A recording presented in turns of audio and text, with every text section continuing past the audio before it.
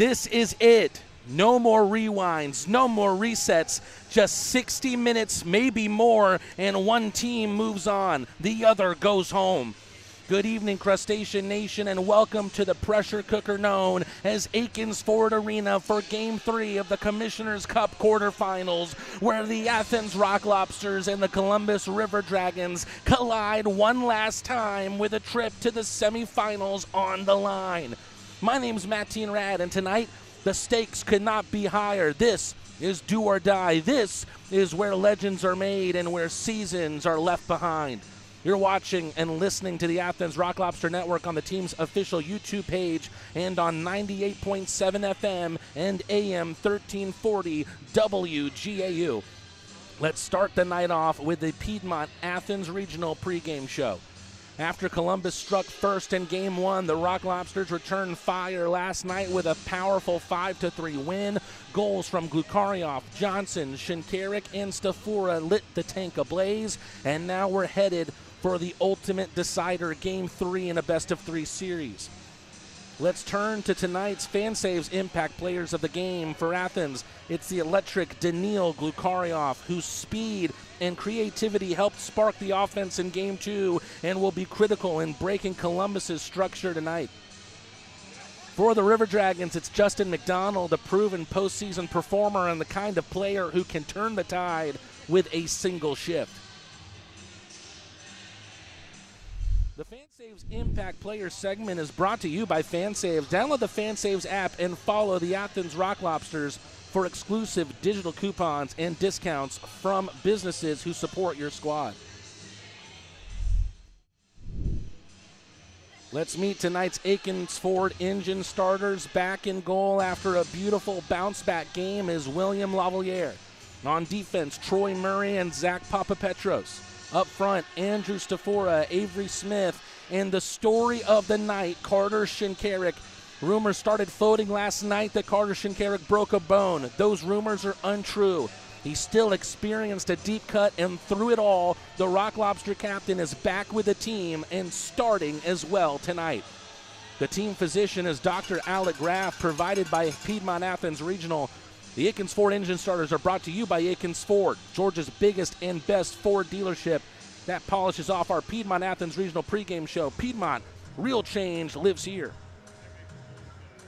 This is playoff hockey at its purest. This is a rivalry that's delivered every night, and now it's time to decide who stays alive. Winner takes all, loser takes the offseason. Let's drop the puck after this.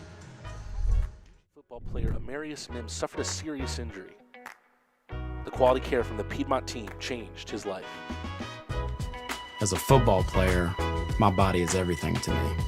When I got injured, I was worried about my future in the game, but you and your team's expertise, care, and support reassured me from the start. I've been able to recover because of the quality care I received at Piedmont, and I am back playing at my full potential on the field. I can't thank you enough for what you've done for me, my family, and my future. Your help means the world to me, and I'll always be grateful for your part in keeping my dreams alive. How you doing? Well, I didn't know you were going to be here. Yes, sir. I'm so proud of you. So happy for you. It gives me joy to see you out there on the field doing your thing. You look good. Appreciate you. It's a good-looking ankle. I'm trying to tell you.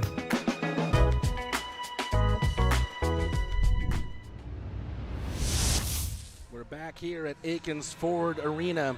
The calm before the storm, Game 3 of this Commissioner's Cup quarterfinal series between the Athens Rock Lobsters and the Columbus River Dragons. It has been an intense season series between these two teams, and last night was no exception. After falling in Game 1, the Rock Lobsters responded with authority in Game 2, defeating the Columbus River Dragons 5-3 Friday night at Akins Ford Arena to even the series at 1-1. Much like Game 1, the home team stormed around with 3 unanswered goals. This time it was Athens striking through Daniil Glukarioff, Malik Johnson, and Carter Shinkarik to build a commanding lead. Columbus got on the board late in the second with a power play tip in by Alex Storjahan, but Johnson's second of the night, an empty netter assisted by Philip Virgili, restored the 3-goal cushion. The River Dragons refuse to go quietly, with Connor Lynn scoring a brilliant solo goal in the third and Justin McDonald adding a late strike. But Andrew Stafora, notching his second playoff goal in as many games, sealed the win for the Rock Lobsters. And here come the hometown team to a raucous applause here in the tank. We'll see just how raucous they get with the announcement of this starting lineup.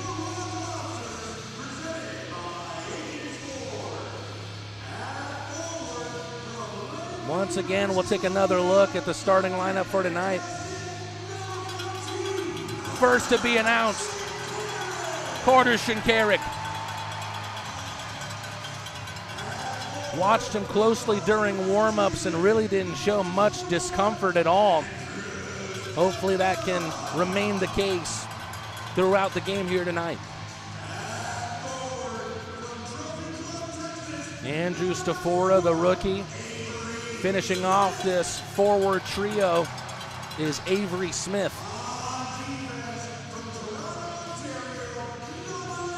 Troy Murray has been a welcome re-addition to this squad since getting loaned out to the South Carolina Stingrays. He came back, and he came back in a big way. Michael Greco, the former River Dragon, has quickly become a fan favorite here among Crustacean Nation. Brilliant performance from this man last night, William Lavaliere. The goals that were scored on him were scored thanks to great passing from the River Dragons. Not much he can do against them. A great bounce-back performance after getting hooked after the first period on Wednesday night.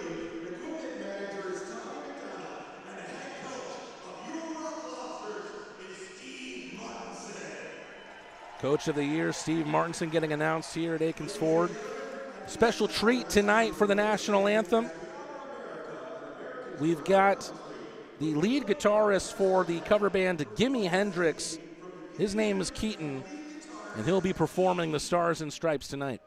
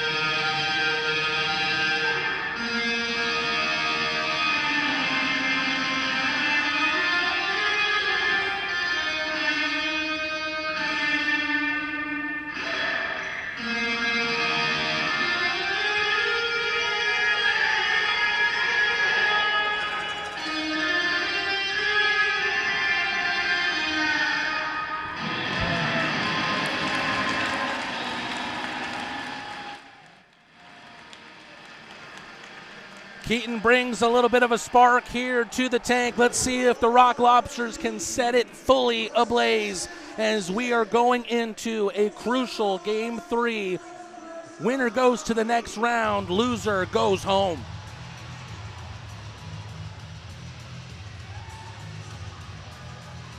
So often when you walk into a sports arena, you can feel the energy in the air. You can feel that tonight, but you can feel the tension as well. In a crucial game where the winner takes all, you can feel just how much either team does not want to be the one that is making the mistake that allows their opponents to reach the next round. 60 minutes to be played at least in this game. 20 minutes here in the first period. And the narrative of this series thus far is that the better team in the first period has been the one that has taken the spoils on the night. 3 goals scored by Columbus in the first period Wednesday night. They would go on to win that game big, 7-4.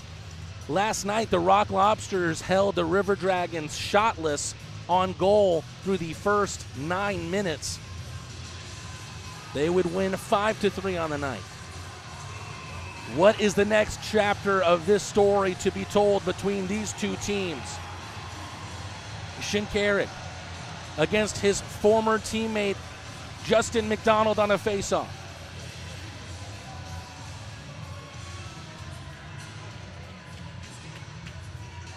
And we are underway here at Akins Ford Arena. Puck dropped on Game 3 of this best-of-3 series. Troy Murray takes it over the trapezoid, up the left side boards, touched ahead by Stafora. Here comes Carter Shinkarik. Little reach in there by Kyle Moore, sent it around behind Trevor Babin's net. Andrew Stafora back behind towards Smith. Bockwell now out of the far corner, pokes it ahead for McDonald. Good poke check there from Stafora. His check on McDonald last night opened up a goal opportunity for Shinkarik. It was a beautiful snipe, tight angle shot on the goal line, which made it 3-0 Rock Lobsters. Kyle Moore sending the puck in. Rock Lobsters dealing with it out of their own zone. Orca Weisblatt, brilliant feed between the legs. Milan hard towards the net. Great save from Babin as Milan was buzzing towards his cage. First shot on goal in this contest goes the Rock Lobsters' way.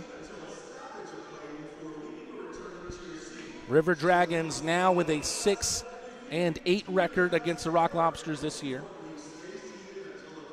But no game this season will matter more than this one. Hunter Bersani, good joust won there by him against Milan, but the Rock Lobsters with the possession held here in the offensive zone. Milan, he's feeling the buzz here early, and it squeaks through! Orca Weisblatt, the killer whale with the killer instinct, makes it 1-0. A little more than a minute gone in this game.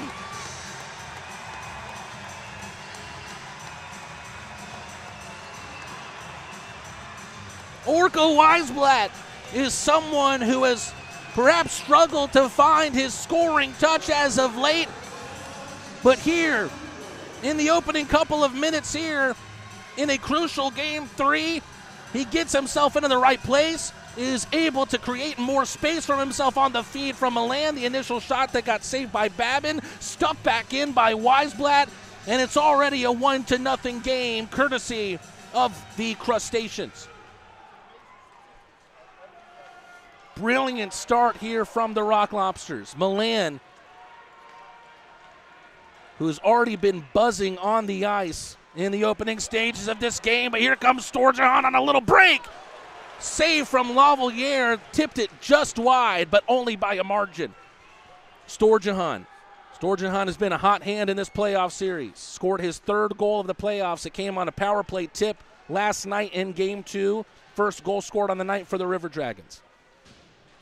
Loic Plouffe, the rookie, with a stop at the blue line. Good centering pass. Doherty, the big man, misses high and wide. Storjahan gets edged out. Kayson Gallant tries to poke it in his path, and he does. Lifted high into the River Dragons zone for Malik Johnson to chase. Johnson slams on the brakes. Backhanded back to Oja. Oja takes a slight bobble. Milan is already back on the ice. Milan, another centering pass. Weisblatt on the doormat once again. That could have been 2. Johnson lost a slight handle for just a minute. Milan, every time he gets to the puck, he's trying to find someone in the slot. Johnson with a slight mispass, but Oja will get there first anyway. McDonald looking for the trajectory of Kyle Moore. Luckily, it was batted out of midair at center ice.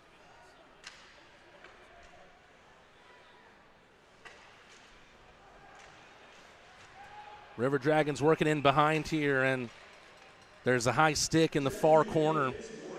Kyle Moore gets whacked. It looks there by Joe Colatarsi. And right after the Rock Lobsters had captured the momentum with the early goal scored by Orca Weisblatt, they will now have to go on to the Leslie Jones Law penalty kill. Rock Lobsters playing down a man here. And special teams has played a huge part in the story of this series as well.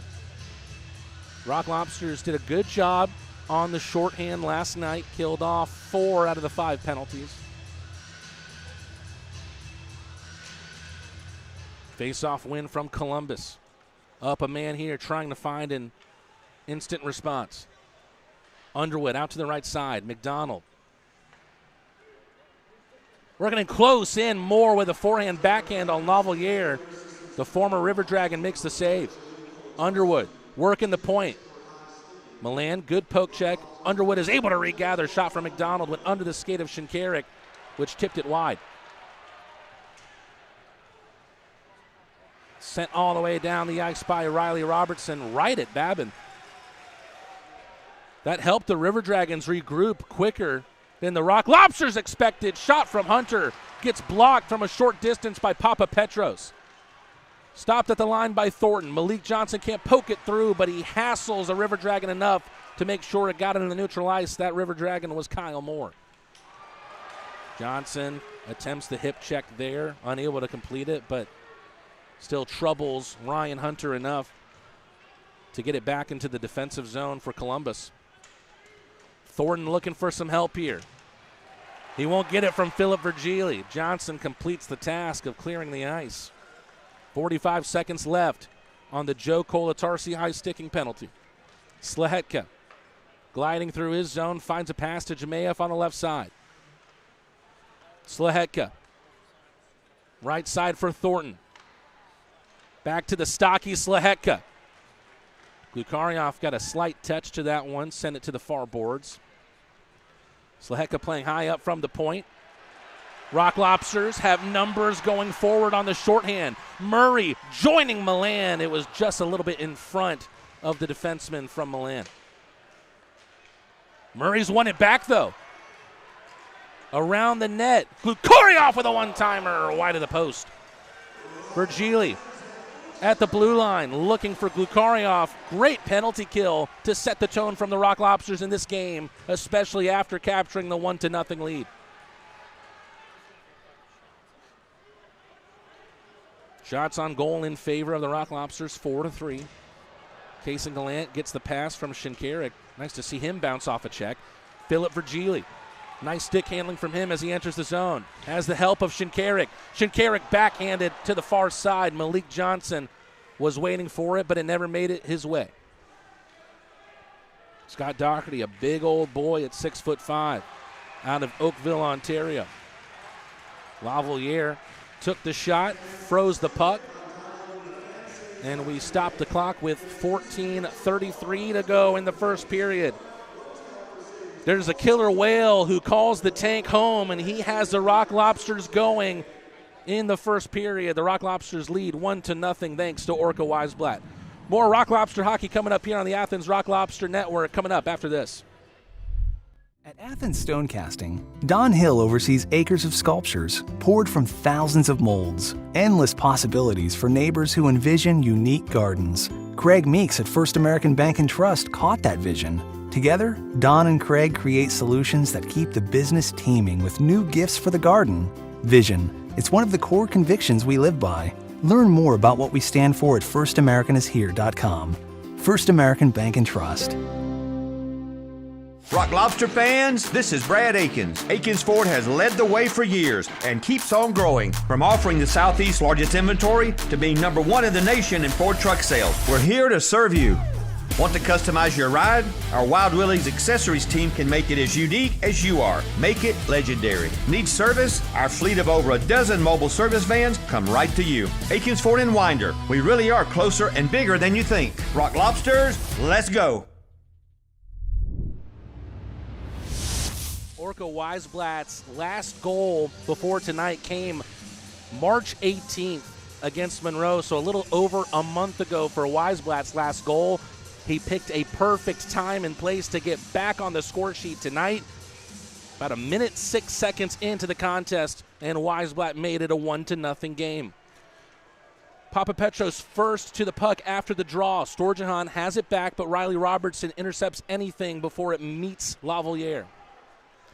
Into the neutral ice, Connor Lind, who really proved his stick handling and skating ability with a beautiful solo goal in last night's contest. River Dragons made things a little bit interesting late on in the game, but it came too little too late. And the Nash Hatcher spearing call, which was a match penalty at the time, as we see Storjahan stopped by Lavaliere. That spearing call against the rookie Nash Hatcher, which we thought at the time was a match penalty, that has since been negated, and Hatcher was available tonight.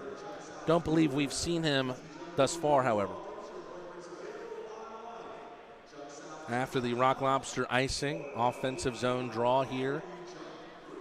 Dangerous unit here for the River Dragons. Seeing Underwood, Balkwill, McDonald, Hunter, and Moore. Little spill from Virgili, but the Rock Lobsters come away with a biscuit. And that is sent out of play by Zach Papapetros, and he will sit for 2 for delay of game.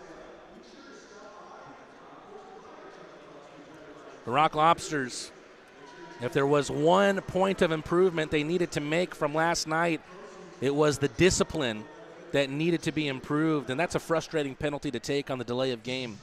Papapetros will sit for 2. River Dragons right back to the man advantage. Not many changes in the personnel to the line that was just on for the River Dragons. Storjahan, Moore, McDonald, Hunter, and Underwood. Back to Underwood on the draw. McDonald able to cast a spell on that puck. Shot goes wide on Lavaliere. Back to McDonald. He's been the focal point of the power play thus far this year for the River Dragons.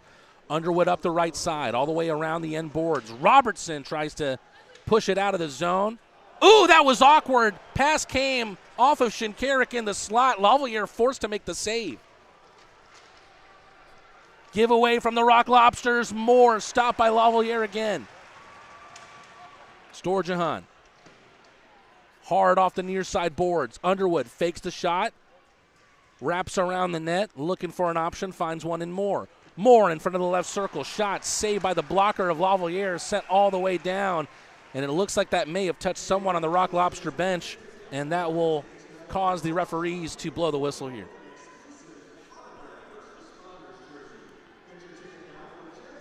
Minute 13 to go on this River Dragons power play. Rock Lobster, Leslie Jones Law penalty kill has looked pretty good in the early going of this game as well as last night, after perhaps a frustrating night on special teams on Wednesday.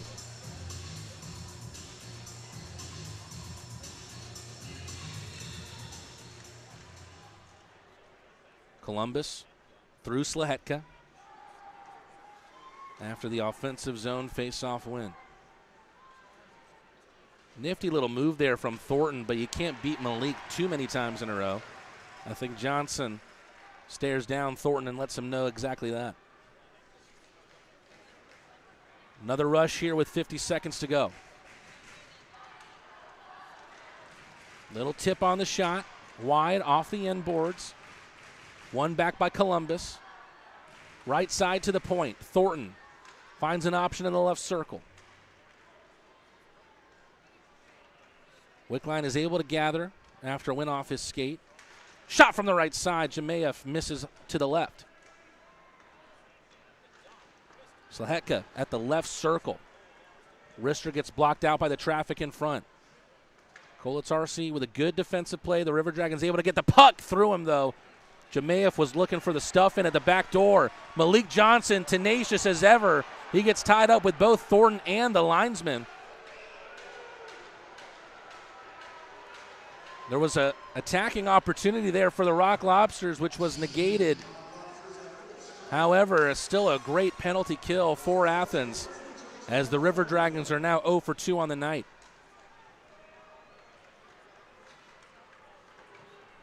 Weisblatt collects it off the boards of his bench. Milan sends it in deeper for Glukaryov.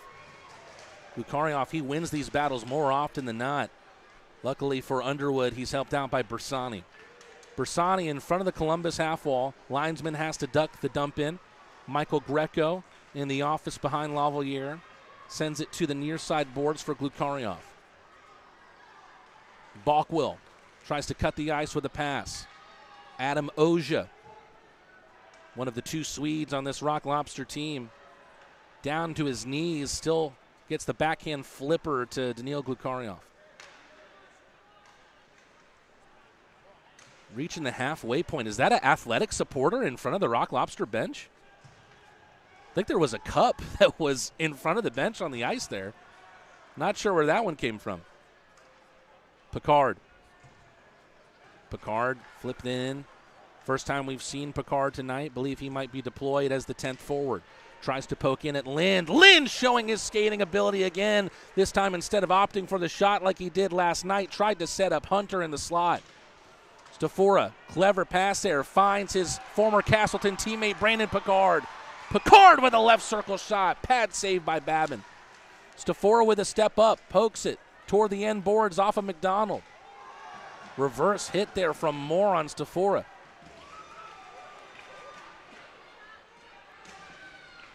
McDonald able to shake it free away from Picard. Finds the rookie, veteran to rookie pass here. McDonald to Plouffe.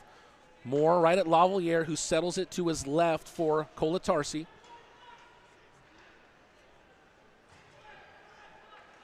Andrew Stafora whistles it in. Stopped by Babin in the trapezoid. Wickline in his own defensive near side corner. Still got the pass off to Slehetka despite feeling the forecheck from Johnson.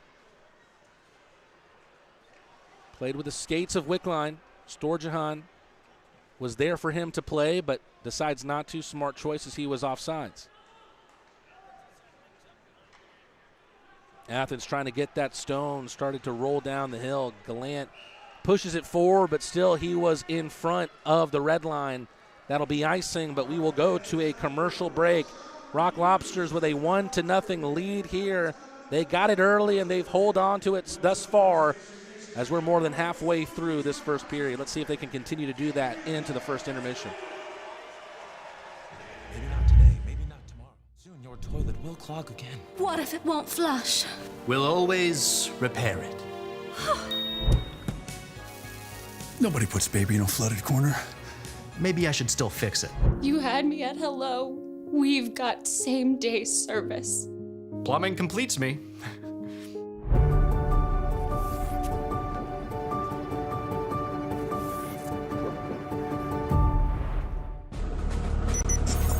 When you're the leader in disaster cleanup and restoration, how do you make like it never even happened happen? Fire it up, Randy!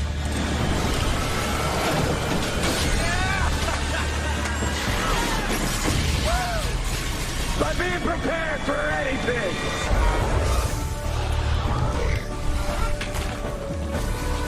Whatever comes your way, there's a pro for that. Serve Pro, like it never even happened. Of course, the important point of the story thus far is the early goal from Orca Weisblatt. Took the feed from Garrett Milan, buried it to make it 1-0. But since then, it's been the 2 penalty kills that we've seen from the Rock Lobsters, which looked very, very confident in dealing with the Columbus man advantage. Let's see if the Rock Lobsters are able to do exactly what they did on the first 2 penalty kills for the rest of the night. The River Dragons came into this game 4 for 10 on the power play in this series. Kayson Gallant got some mustard on that one toward Virgili. Troy Murray tried a one-time pass that would ride the line to Michael Greco. It just creeps out over the blue. Plouffe picks it back up behind the River Dragon netminder, former Motor City Rocker, teammate of Avery Smith, Trevor Babin. Babin, 37 saves on 42 shots in last night's contest. Took the loss in the 5-3 decision. Babin thought about making a play there. Milan breezes through the check of Plouffe, but he gets double-team sandwiched on the far glass. Rock Lobsters have it back through Murray. Looking for a tip out in front. Almost Weisblatt with 2. Bersani has been getting himself under the shell of the Rock Lobsters all series long. The Rock Lobsters would love to make him pay there, but Weisblatt went stick to stick there on his shot, and Jemayev taking it the other direction. Jemayev faking and plotting, ends up sending the tight angle shot. Easy for Lavalier to deal with. We've seen a lot of these instances of pushing and shoving and barking between these two teams after whistles.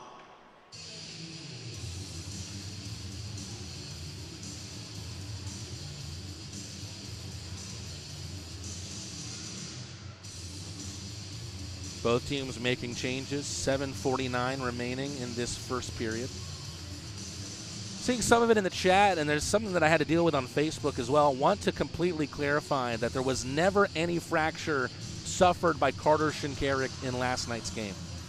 There was initial thoughts of that, which is what Coach Steve Martinson said in today's Coach's Corner. However, what it actually was a deep, deep cut experienced by Shinkarik. Got it taken care of, and he's back in contention tonight. Johnson feeds Gallant. Back to Johnson. Great play between those two. They combined in very similar fashion last night. Virgili threw the legs to Johnson, who can't get the shot off as he's ushered down to the ice by Hunter.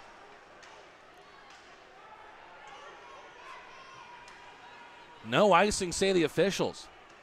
Must have been touched by the Rock Lobsters back there. Here's the man of the hour, Shinkarik, helped down by Smith to Stafora. Stafora trying to return the favor to his mustachioed linesmate. Storjahan on the right side. 3 goals in the playoffs thus far for him. Thornton looking for a feed. Broke the stick. Stafora pokes it ahead off of Storjahan. Flips it back off the boards. Murray just about stops it at the line. Rips it into the midsection of Babin, who makes the save. 7th shot on goal of the period for the Rock Lobsters. They're down in that regard 10-7.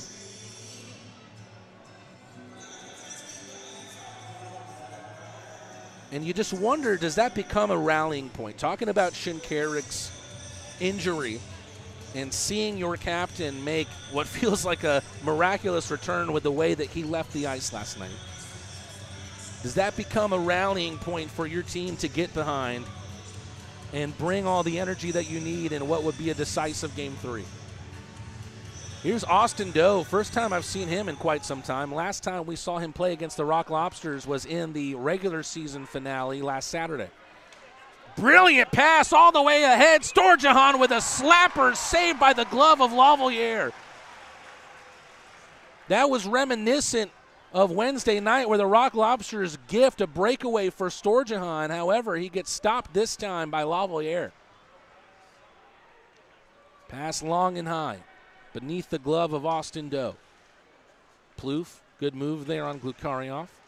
Milan edges out Wickline in front of the penalty box. Glukaryov, so clever in these tight areas. He has 3 River Dragons around him, however.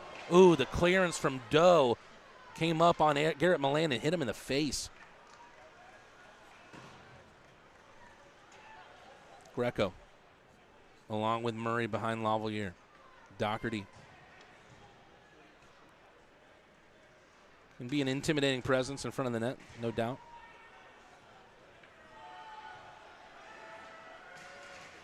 Ooh, Underwood whiffs and just loses his stick. Don't think it's broken at all. They'll go and ask for a new twig anyway.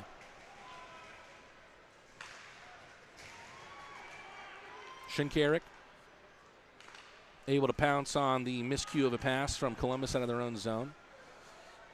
Smith just trying to place it into a dangerous area. He does. Samaro with a good initial move, went backhand to try and get through the zone. But this is exactly what the Rock Lobsters did last night in the first period. They made it difficult for the River Dragons to transition out of their own ice. Hard off the glass, dribbling down to Shinkarik in the near corner. Smith takes his spot, takes the puck, finds Papapetros at the line. Hard off the end, boards! Oh my goodness, that almost went exactly to plan for the two former Castleton teammates. Papapetros hard off the boards, through the legs of Babin into the crease. All that was missing was the finish from Stafora.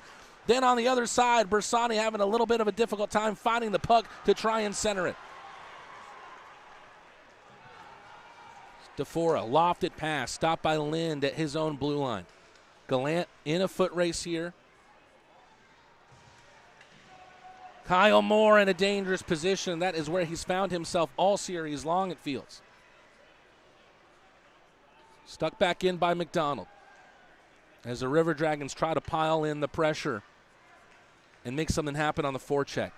Johnson lifts it high. All of his teammates lose it in the sky, but Kayson Gallant, with some good stick work, wins it off of Thornton. Finds Johnson with the pass, breezes through Moore. Babin takes a hard slash on Johnson, and Johnson into the boards. That's ridiculous.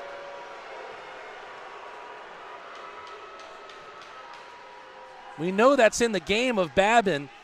He's a goaltender who has led the league in penalty minutes among goaltenders over the past few years.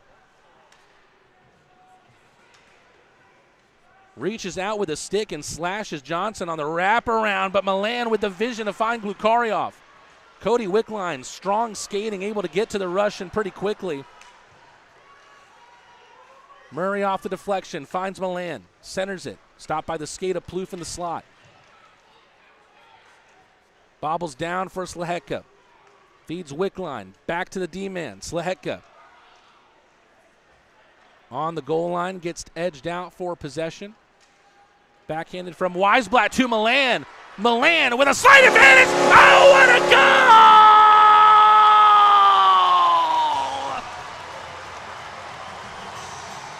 Super Milan pulls out the superpowers on the break and pokes it through the 5-hole of Babin to make it 2-0 Rock Lobsters. Oh, baby, what a goal! Let's take another look with the Crawford Laundry spin cycle. Garrett Milan with an entrance on the right side of the line, had that extra step on the defenseman, takes it with the backhand, just pushes it through the 5-hole. Every time you think you've seen every piece of Milan magic, he continues to amaze with a new trick. And now the River Dragons trying to fight from behind from multiple goals for the second time in consecutive nights.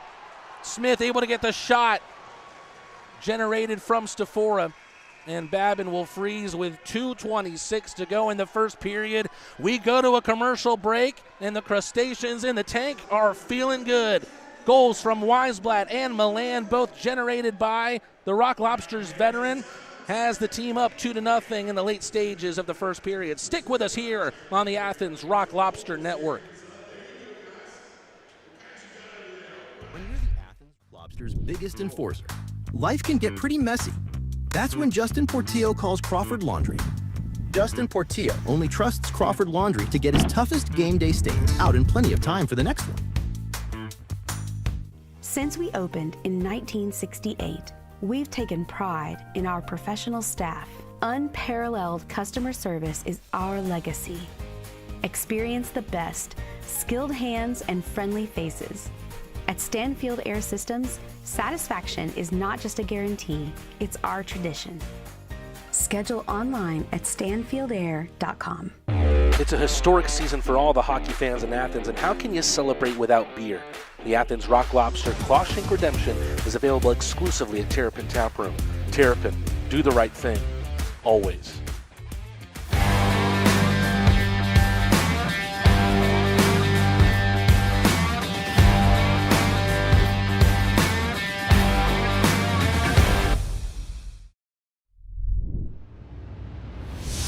Welcome back to Akins Ford Arena, where the Rock Lobsters are having the start that they could only dream of. Both goals having been generated by Garrett Milan. Had the initial shot that was saved by Babin about a minute into the game. There to sweep it in was Orca Weisblatt. Then Later on in the period, Garrett Milan with a beautiful solo goal. I can't stress it enough for those of you listening on the radio. Garrett Milan, the Rock Lobster veteran, scoring with one hand, protecting the puck with a stick with one, stiff-arming a defenseman off of him with another. Michael Greco rifles one off the glass over the bar. Weisblatt and Murray with the assists, so both Milan and Weisblatt with 2 points, 2-point nights thus far through the first period.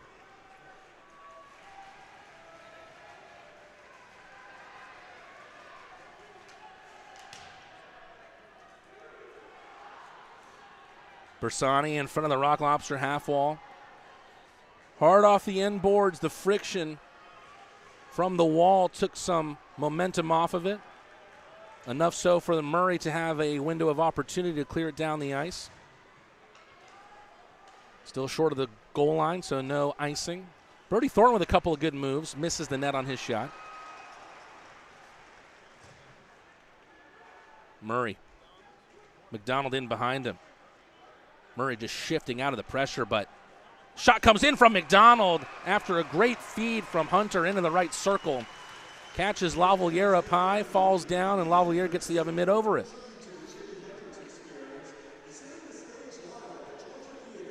You really couldn't ask for a better opening 20 minutes from the Rock Lobsters in this game, and that's really despite the shot on goal tally. It's not like the River Dragons haven't had their shots in this first period, which is definitely something they couldn't say about the first period last night.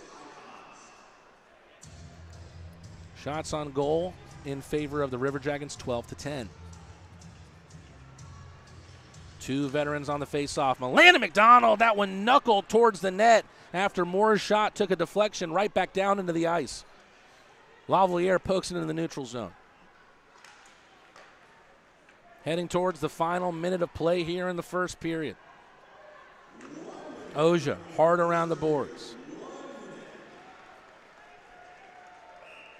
Icing with 54 seconds left.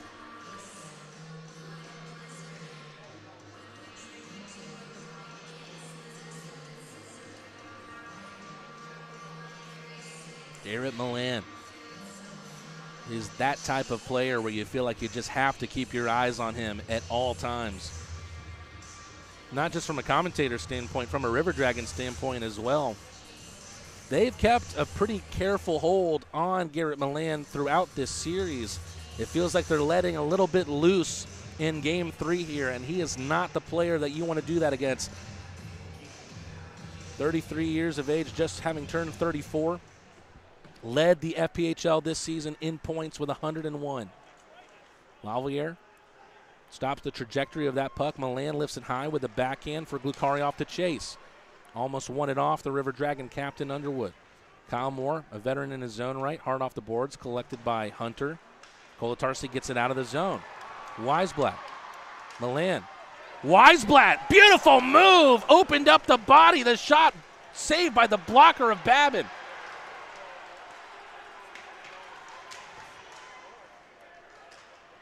Weisblatt had a better opportunity on that goal because of how hard Milan was skating towards the back door. Here's Milan again. Here he is again. Knuckles one into the glove of Babin. And that will do it for the action in the first period. Head coach Steve Martinson, the FPHL Coach of the Year, could not have written up a better first period from a Rock Lobster perspective. A 2-0 lead going into the first intermission. It took just 1 minute and 6 seconds for Orko Weisblatt to break the deadlock.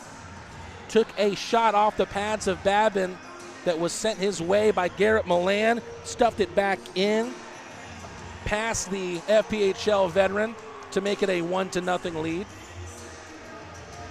And then 16 minutes later, Garrett Milan, with a moment of signature magic, was able to get a step ahead of a defenseman at the blue line, went hard to the net, protected the puck with a stick with one hand, and was able to stiff arm the defenseman with the other, and then just pushes it with one hand through the 5-hole of Babin. It is one of the most tremendous goals we've seen scored by the Rock Lobsters this season.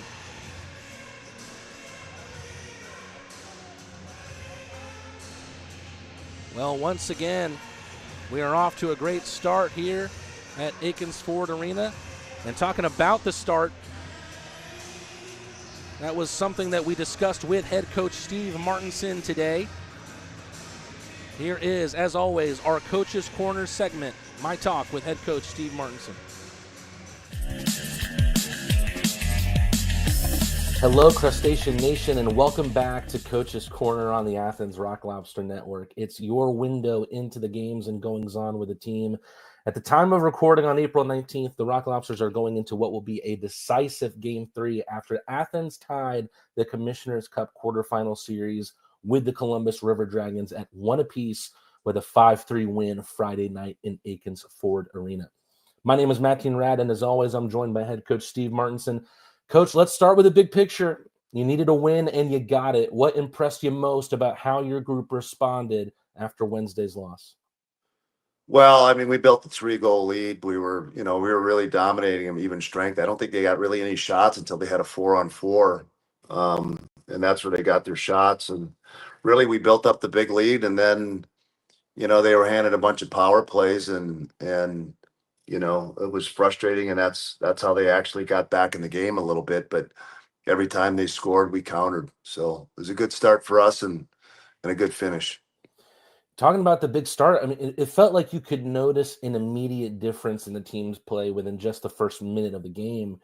I know it was just 1 goal scored in the first period, but how important do you think that first 20 was in terms of just setting the tone? Yeah, I think it was maybe 9 shots before they got a shot, and I think it was like 12-1, early in the game until they got the 4-on-4. So, I know they're sitting back there going, and we played them like that before. So I think they're sitting there going, okay, they're on, and as long as we don't beat ourselves, we're going to be tough to beat. So that's the start we're looking for, and we want to duplicate that tonight, but eliminate the penalties and the letting them back in the game. Yeah, you brought it up. I just checked the statistics earlier today. It took Columbus 9 minutes and 8 seconds to log their first shot on goal. And after a night on Wednesday, when you gave them opportunities to score, how impressed were you with your team that they protected the net front and middle of your ice as good as they did? Well, like what's frustrating about the night before is the game before is, you can talk about things. And there's one of the things about, how do you get your team prepared to start the game, to have a good start? Well, if it was just something that was easy to do and explain, everybody would do it. Everybody would have a good start. So, I really looked at it as it was a team that had never played a playoff game. These guys have played a lot of playoff games together. They played a lot of games together. So, it was, I think, guys thinking, coach isn't talking to me. I'm going to be a hero. I'm going to make a big play. And, you just got to play your game, and we're going to have heroes, and you're going to have guys that step up and have big nights. But, you don't want to do it by force. You just want to do it by, that's the way it works out. Everybody just plays their game. And I think that was the key. We just, we showed our speed. When we use our speed, we have the stronger forwards, and we're faster. And 2 things: when we show our speed, they have a hard time handling it. And then when we go to the net, they can't keep us from the net. I mean, we go to the net hard, and we've had several goals in the series by piling into the net and winning battles for the puck. Daniil Glukaryov started off the scoring on the power play. And speaking of setting the tone, that moment felt big. The power play notches the game's first goal after it was a point that you said needed improvement from Wednesday night. What went right with a man up for that first goal? Well, even on our set breakouts, when we just come out together as a group, we're tough to handle. I mean, everybody can skate on that power play, and we're coming up the ice fast, and in that case, Milan was able to back off the D and cut across and made a great, it was really a great pass, and Danny didn't have to break stride, and he gets down to the top of the circle, and he's got a rocket. He's got a great wrist shot, and he buried it. I mean, he's been money for several months, and I think I've joked around as a nickname for him as money, because he's he doesn't lose battles for pucks. You just can count on him, and he's a top of the food chain glue guy, because with Danny, exactly what you get every game, and he's on it right now. It comes right in the name, Glukaryov. We've talked a lot about Danny and his journey to finding his game on the North American ice. But look, He's always been a big body. He's always skated well. It feels like really what he's found that's refreshed his game is that shot. Talking about Danny, I was curious how you found him. Was that something that, his agent made a call to you because he's turning out to be a diamond in the rough? Yeah, yeah, and it's funny because his numbers where he played, it's hard for me to determine in Europe. Even watching video, it's a little bit hard because you don't really know the level of play that they're playing at. And his numbers, didn't indicate that he was going to be the player he is now. But I don't know the leagues there, and I typically don't sign guys from Europe. I mean, it's not something I've done in the past. But being new to the league, a lot of Russians like to come over here, and so we signed 3 Russians, and he was the only one that was able to get allowed to leave the country. They have to prove that they're going to come back, and they have to have ties to Russia. So there's a big, there's a lot involved in that. So Danny was able to get here, and he wasn't scoring. He didn't have any points his first 6 games, but he was bouncing around between 9th and 10th forward and playing on different lines. And then, like I said before, you see him doing all kinds of things in practice. And, if you can do it in practice, you can do it in the game. And it was just a matter of patience. And then, he got on line with Milan and they had a big night, and he's never come off the line since. I'm curious about Malik Johnson. He scored 2 goals in that game, and looking at his body language and his energy throughout the night, Malik really reads as someone who thrives in these kinds of playoff situations. We've talked about his play on the ice and his physicality, but what can you speak to in terms of Malik's mentality? Well, again, that line is a line that's hard to handle. They all can skate and they all hit. Really everybody's hitting through the lineup, and when Malik's on his game, he's going to the net, he's using his speed, he's taking the puck outside, he drives the net hard, and it was a great pass. And the first goal was just a great pass, and it's center drive, and you just love to see plays that are there and you make them. So he's physical and he's a complete player. So we just need him on his A game, game in and game out, and lead the troops. That line, it has a little bit of everything. You have well-rounded players in Gallant, Virgili, and Johnson, but it feels like they each have a quality that sticks out. Like Johnson might be the more physical forechecker, the gritty guy. Gallant has the shot. Virgili has the vision. Right now, is the chemistry and cohesion of that line the highlight of your lineup right now? Well, we're getting goals from every line. So Milan's line I would think might break out tonight because him and Danny are really in top shape. Carter's line's been getting goals. Obviously Gallant's, that line's been scoring. So one of the things that we wanted in the playoffs is to get 3 lines that scored and balanced scoring, and we're getting it. And what I like is we're going to the net. Like we're going to the net, and when we go to the net, we go to the net with a purpose. We're going to get the puck, and we're running through guys and over guys and driving that net and getting into the grease. They call it the dirty area, but it's it's greasy. You go in there, you're going to get hit, and we're just going there and we're winning battles for pucks, and we're out muscling them and out manning them on the puck and scoring on those rebounds and those goals that are those pucks that are sitting in the crease. A little bit of confusion for me. I believe it was right after Malik's first goal. There was a lot of frustration from the Columbus bench on the center ice puck drop right after that. Can you shine any light on what the point of contention there was? Yeah, well, there's a lot of extracurricular stuff, and there was an exchange between Malik and 20, and then 20 went down. I thought he was just trying to sell. It was a little slash. He was just trying to sell it, and they asked the league to to spend Malik on the play, and my response to the league on that was it was a slash. We haven't called slashes all year, and I didn't even see the slash, the 20 the match penalty. I thought that was over. The referee came out, was talking about match penalties, and it was frustrating because like in the fight, it wasn't a fight. Moore threw 1 punch and Malik threw 2, and they give Malik a 5-minute major for fighting, and it's the playoffs.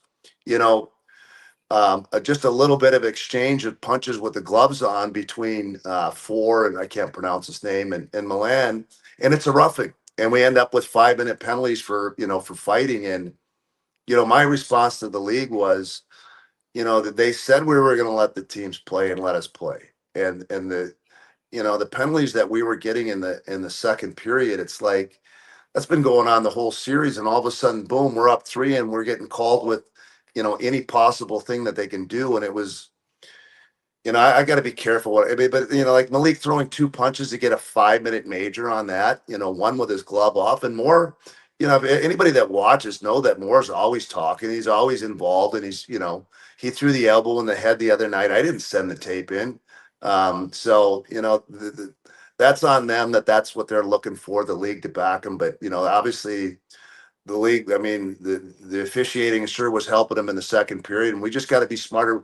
And it's almost like we just, don't hit, keep your sticks on the ice, and we'll just have to beat him in offense, and we'll just see how the game is called again tonight. But I'm hoping they let us just play the game. It's, it's the playoffs, and it's an eliminating game, and let the 2 teams sort it out, and the referees stay in the background. Well, the clinching goal, it felt like the dagger came from Stafora, and we've talked about Stafora's goal scoring ability just yesterday. And I think in order to be a good goal scorer in the pros, you've got to get yourself into the good areas of the ice. Is his willingness to get into the dirty areas at the net front making the difference for him right now? Yeah, Smith was in there too. So tying up the D, Smith was screening the goalie, and everybody was heading to the net, and that's both his goals were, he's right down in the crease, and he one whack at it, second whack, and you see it hit the back of the net.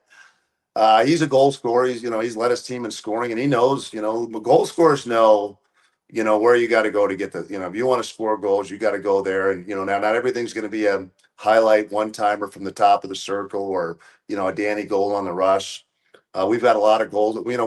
We've scored enough goals in both games to win handily, and we just got to defend and make sure that, they had on their, I think it was their second goal, we had a bad change. We were slow getting on the ice, and it allowed them to get a rush up the ice and beat our defenseman one-on-one. But it starts with a slow change, and, we've got to stop hurting ourselves. And like going back with the fights, I just said, hey, look, you really want to fight somebody, step back and challenge them. Don't get into the roughing and the bull, after the whistle. Just they don't really have. They've got, I think Lynn fights 27 and 13 will fight. The rest of them just, they really just talk and run their mouths, and typical in the league, and don't get involved with that stuff. Just run right through them, and take that puck to the net, and that's the way we want to play.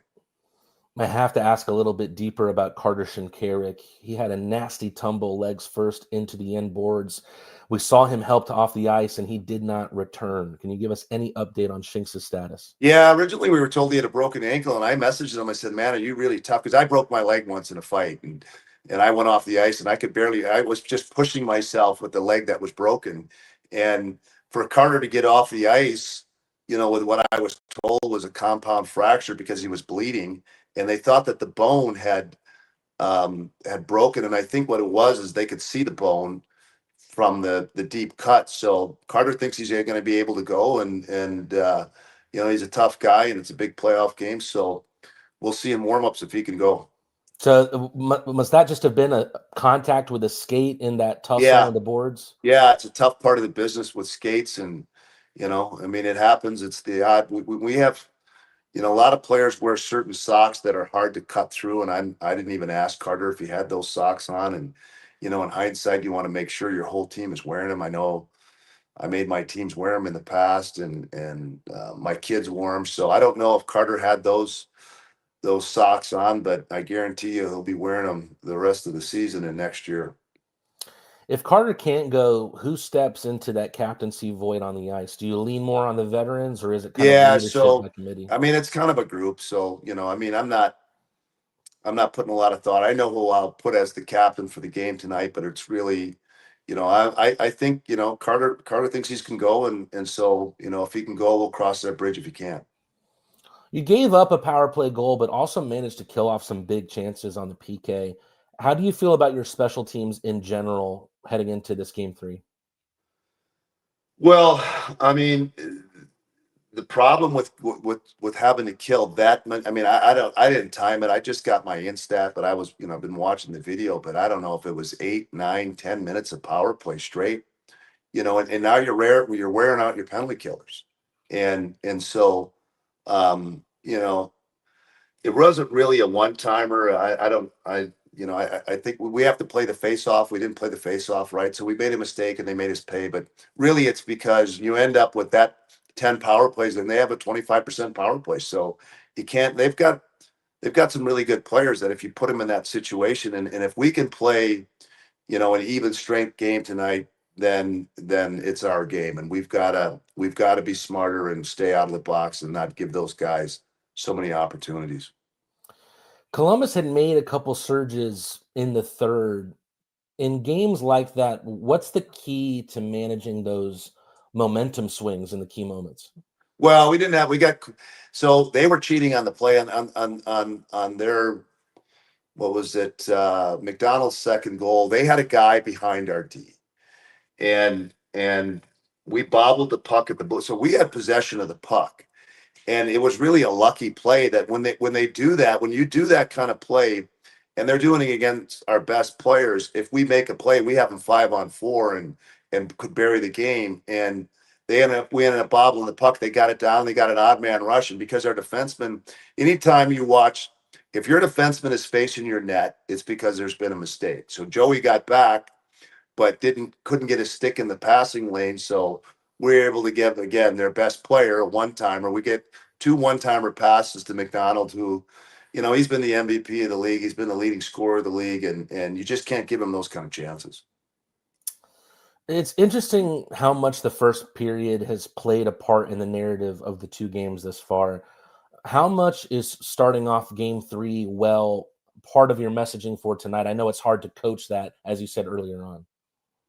Yeah, at this point, we've just played these guys 4 games in a row. And if our team, if I need to be saying in the room before the game what our game plan is, we're in trouble. You know what I mean? Our guys know. They know. I'm going to remind them that, hey, look, the difference of us, giving them an opportunity to get back in the game was the power play. And we really got to be more disciplined. We can't take the roughings. We can't take the I think we're dominating them physically. So don't get into the stuff after the whistle with a punch to the head or retaliation. That doesn't do really anything. It just draws attention, and you can't trust the referees to get it right. So don't do it. So that's my message: is stay out of the box. Same start, 5-on-5. We're all over them, and we're not going to change from that. Wanted to get your thoughts on something fun. I was told this before game 2. I'm not sure if it made its way back to you, but apparently before game 2, Columbus had already packed their bags and out of the hotel and gotten on the bus with all of their stuff. I wonder if you had any thoughts on that. Yeah. Well, they claim not to bring their. I guess they like their light blue.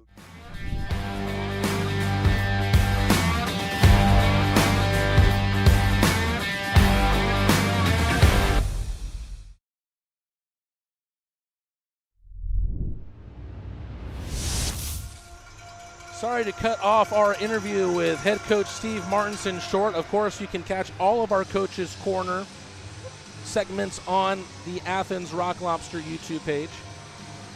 Thank you once again for tuning in tonight. You did so all season long with regular season hockey. You've continued to do so in playoff hockey. If you haven't already, make sure you like the stream, subscribe to play a part in our world-famous chat, and also ring the bell to stay notified of all future Athens Rock Lobster content. Rebecca Martinez pointing out in the chat, Justin Portillo in the suit along with his team tonight. Behind the bench, however, with head coach Steve Martinson. He played a part in the proceedings last night as well. He was signing autographs in the concourse here at Akins Ford Arena during the first intermission. If you're just tuning in with us here, the Rock Lobsters had a brilliant start to this crucial Game 3 here at Akins Ford Arena. 1 minute and 6 seconds in, Orca Weisblatt was able to sweep in a rebound after a Milan shot to make it 1-0. About 16 minutes later, Garrett Milan with a beautiful solo goal on the one-hand push through the 5-hole of Trevor Babin. Pinballing all around on this opening face-off of the second frame. Glukarioff lets it run for Milan. Sticks it in. chases down Thornton. Gets enough on it to get it free to Glukarioff. That one came off the linesman. Down for Weisblatt. Weisblatt, clever little stick handling move there. Weisblatt banked it off the boards, intercepted by McDonald. McDonald out to the right side. There was an early step in there before Moore took it over. Not sure if it was Hunter or McDonald that was the reasoning for that offside call, but we'll freeze time with just 31 seconds gone in the second period.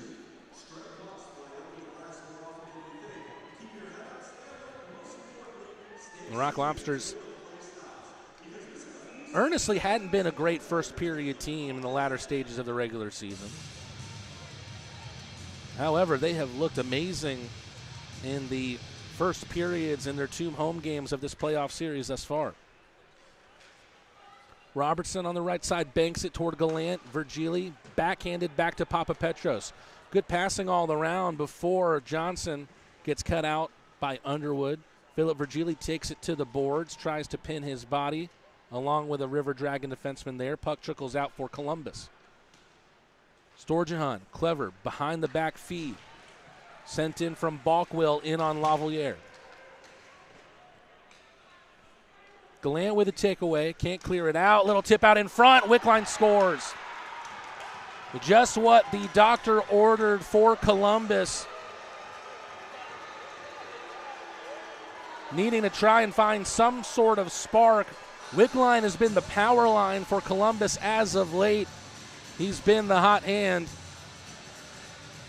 And Wickline scores the first goal for Columbus tonight to cut the lead for Athens to 1.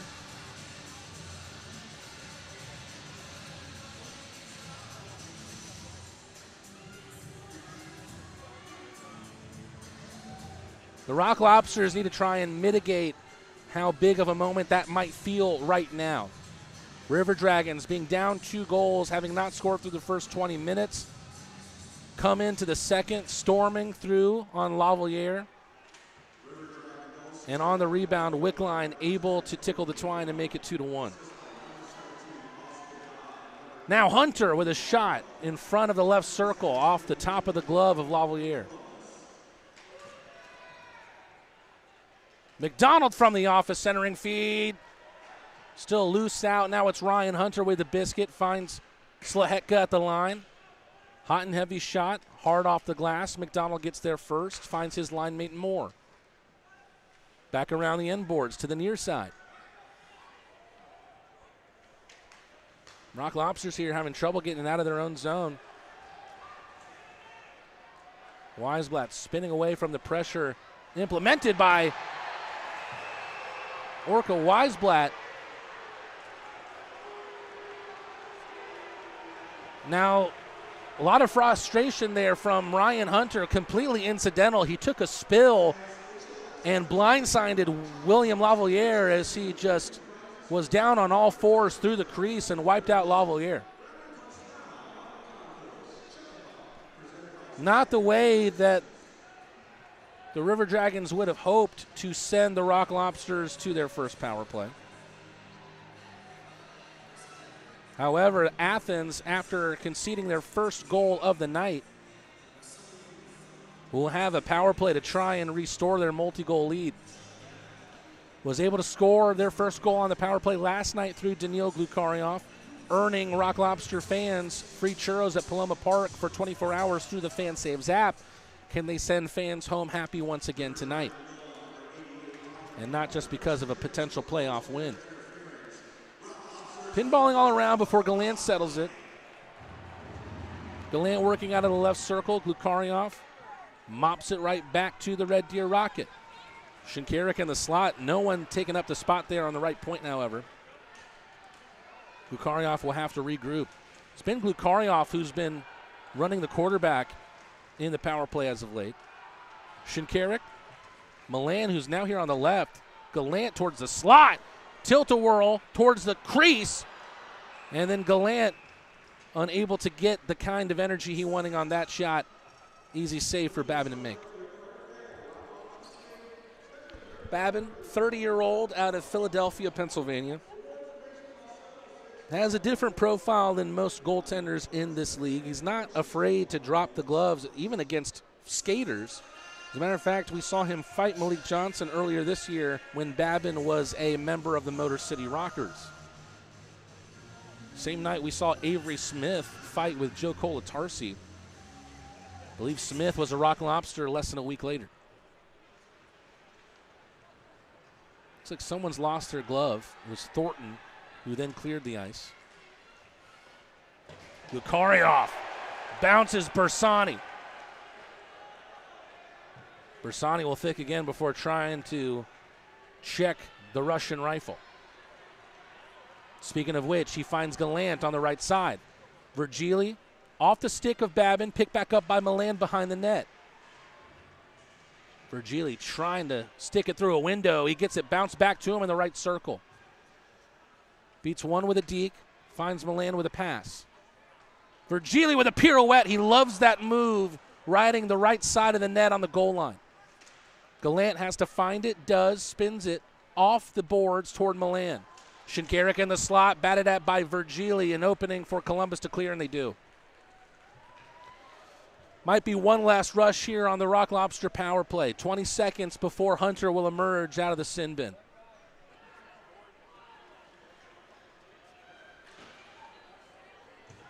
Lukarioff bats it down with the glove. It looks like Athens are going to be kept in their own zone for the final seconds of this power play. Nice play on the forecheck from McDonald. Colatarsi gives him the hind end, gets the puck away from him. Both teams now back at even strength. Here comes the rookie that's really impressed me thus far for Columbus, Loic Plouffe. A couple of good moves from him, but it's off the loose stick that was at the blue line. Stafora has his twig back. Weisblatt backhands it towards the center of the ice. Malik Johnson picks it up, dances into the left circle. Pass gets poked out by Plouffe, back toward the boards. Stafora gets hit up high. Two rookies. And it looks like the Rock Lobsters are going back to the man advantage. Athens, despite their win last night, had some issues staying disciplined throughout the game. The River Dragons, having captured some momentum in their direction with the early second period goal here, are starting to stop their own upward trajectory with some of these penalties taken.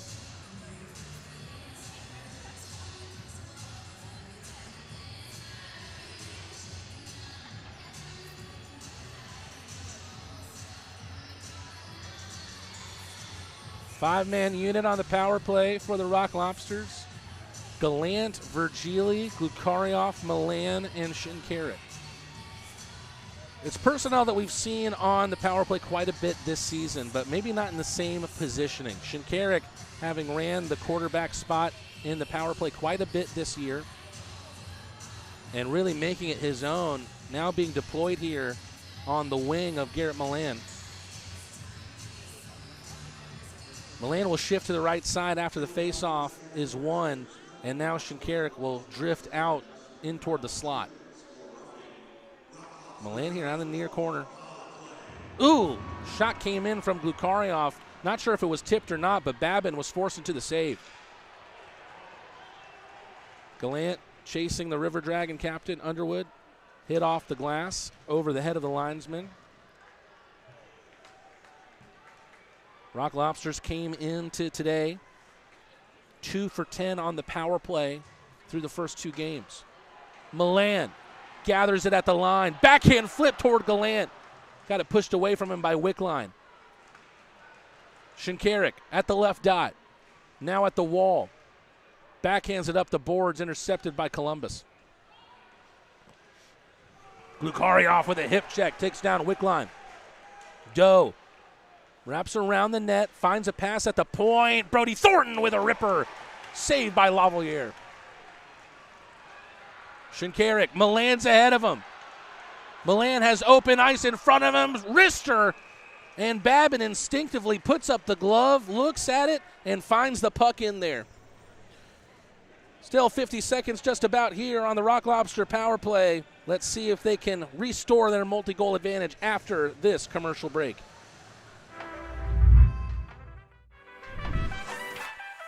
Classic City Flats is a brand new apartment community in Athens, Georgia that redefines luxury living, offering a sleek and contemporary living experience. Our impeccably designed apartment homes boast sophisticated interiors, premium amenities, and exquisite finishes, providing residents with an unparalleled downtown living experience. Classic City Flats is excited to deliver luxury apartments that set the new standard of sophisticated living in Athens, Georgia.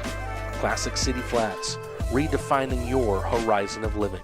Every business owner who's built a business wonders about their company's legacy. What's the path forward after they decide to take a step back? At the heart of every succession plan is a vision that safeguards hard-earned success. This isn't just paperwork. It's your roadmap, guiding a business during a change in ownership and detailing how ownership transitions and key financial decisions unfold. This instills a profound sense of pride, belonging, innovation, and commitment, ensuring a stable future for the company and a rewarding exit for you. Let's forge that path together. Rock Lobster still in the lead here. However, it was cut to 2-1 after the early goal in the second period from Cody Wickline. Second power play of the period for Athens. Let's see if they can try and restore their multi-goal lead here. Not sure if you missed it earlier on in this game. A really funny moment where a athletic supporter emerged in front of the Rock Lobster bench. Not sure how that one falls out. Rock Lobster face-off win. Colatarsi has joined the unit here. Center of the point finds Milan on the right side. At the hash marks, Malik Johnson behind the goal line. Exchange there between Milan and Johnson. Johnson tried an intuitive move, was unable to pull it off. Colatarsi keeps it in. It bounces off the body of Johnson. Pinballing all around off the far side. Johnson settles it, but not for long. Justin Somero, who got a piece of himself on that pass from Johnson to get it out of the offensive area. 10 seconds to go. Weisblatt. Last few seconds here. Milan tries to bat it out of midair as Weisblatt sliced the slot with a pass. Colatarsi looking for a tip out in front. McDonald is ahead of Papa Petros. McDonald unable to receive the pass cleanly from Kyle Moore. Weisblatt almost spilling down to the ice. Hunter trying to pounce on that opportunity, unable to do so. Shinkarik can't clear the ice. Plouffe looking for a shot through traffic. McDonald, been one of the best scorers in the FPHL in his time in this league. Turned with the puck, shot, stung the palms of Lavalier. Shinkarik showing that he still has some speed despite that injury he took last night. Ooh, that one through the crease of Babin. Ominous there for Babin. He's had that happen to him once or twice. We saw that banker off the end boards in the first period go through his legs, emerged on the front side. Weisblatt was unable to bury it, if you'll recall. Loic Plouffe to Hunter. Gets back his own rebound on the pass. Rifle of a shot over the bar. McDonald with a one-timer. Off the boards. Stafora tried to ease it toward Shinkarik, who had open ice in front of him. Now Smith tries to kick it into his own path. Robertson in some open ice. Sent a pass Shinkarik's way. Rock Lobsters will make a change. Off the skate of Hunter. Took some time for him to find it. Wickline wants it. He'll get it from Hunter. Sends it hard off of Lavalier. Puck loose out in front. Doe back to Thornton, and Thornton cannot keep it from leaking into the neutral ice.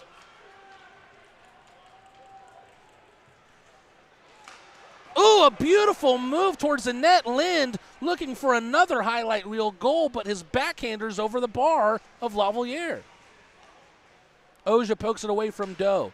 A little bit of Swede against Doe, who has some Danish blood in him. That's where the nomenclature of Doe comes from. Little tip at center ice from Austin Doe. Gets it in deep enough where he feels comfortable to make the change. Jemayev pins it in. Doherty unable to get at it, but Malik Johnson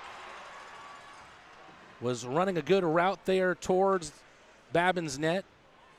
Got it poked away from him. Gallant. Greco looking for the one-timer as it came back to him off the bank pass off the boards. That sends Columbus the other way. Somero just trying to ease it over to Jemayev. Spills out towards Johnson. Off the half wall of the Columbus River Dragons bench. Jemayev gets the body from Greco after Mike made the initial poke check.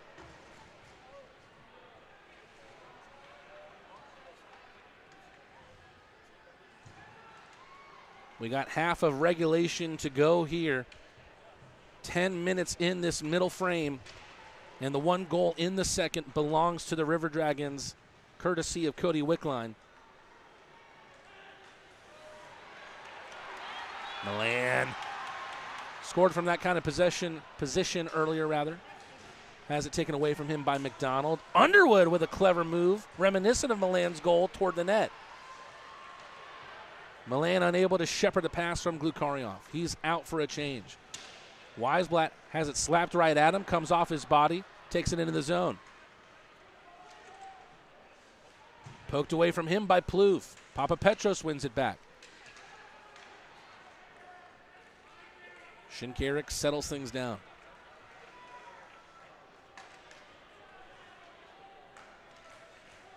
Picard.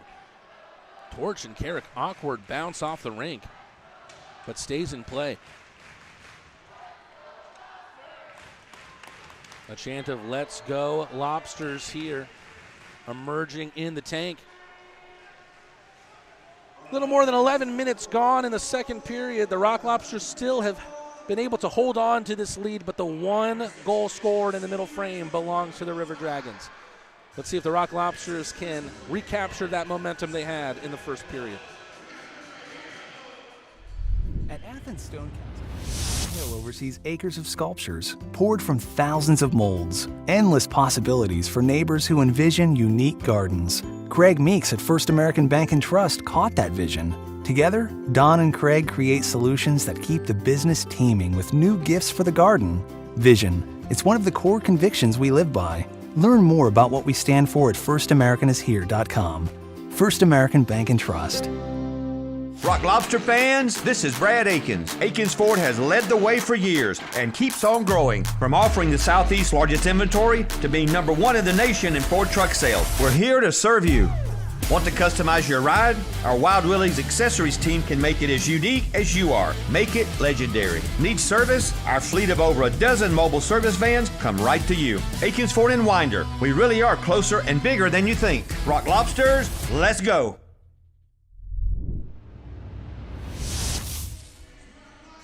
The River Dragons have been able to recapture some of that magic here that we've seen in spurts throughout Game 2. We saw it in droves in Game 1.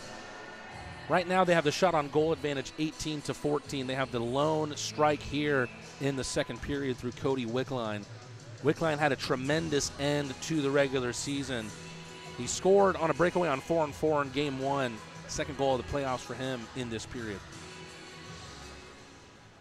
Virgili to Oja, Swede to Swede here out of the faceoff. Malik Johnson emerging on the near side around the end boards. Gallant takes a check in behind the net from Slahetka. Johnson working out of the near corner, able to bank it around towards Kolatarsi, lifted out of the zone by Hunter. Oja picks it up in front of the Columbus half wall. Gallant with the dump in. Johnson closest on the chase. Gallant wins it back. Johnson out in front. Backhander over the bar. Virgili now with a one-timer in the circle, saved by Babin. Trevor Babin has been a difference maker in this series. There's no doubt about that.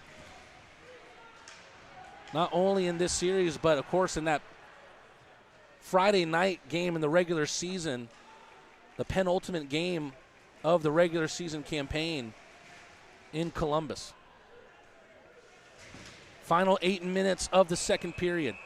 Puck leaks out toward Virgili. We've got a whistle.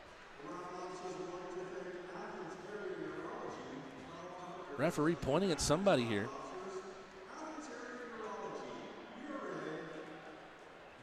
I'm not sure if he's seeing something wrong with oh, it looks like a piece of the rink has fallen down here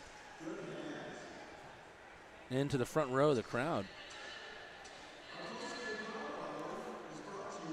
This might take a couple seconds for the Rock Lobster rink crew here at Akins Ford Arena to fix. We're going to head to a commercial break. Hopefully we can return you to action imminently.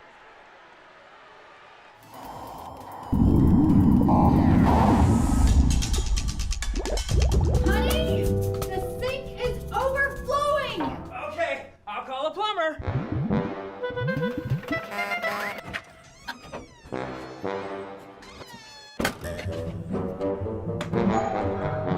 Need a plumber? Need a pro? When you need a plumber, call a pro. Plumber Pro.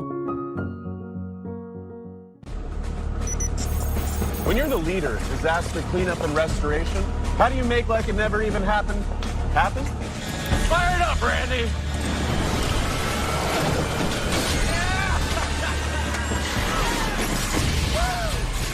By being prepared for anything!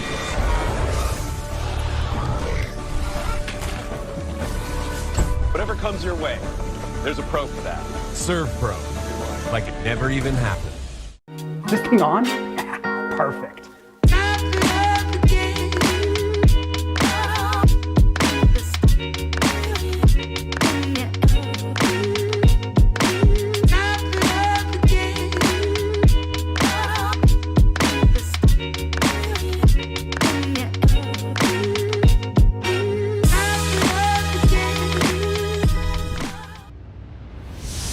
Quick fix here for the rink at Akins Ford Arena.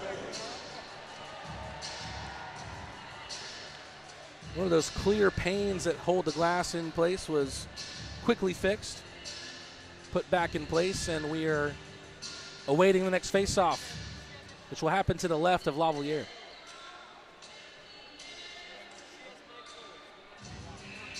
Line here of Picard, Stafora, and Shinkarik.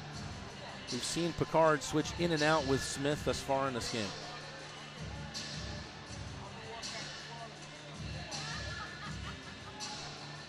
McDonald against Wickline.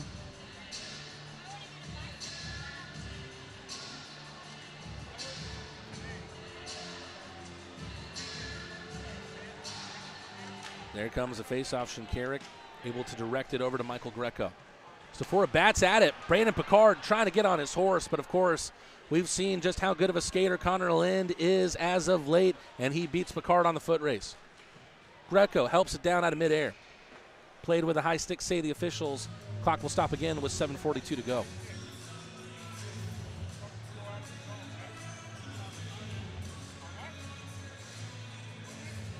Slight edge in shots on goal for the River Dragons at 18-16.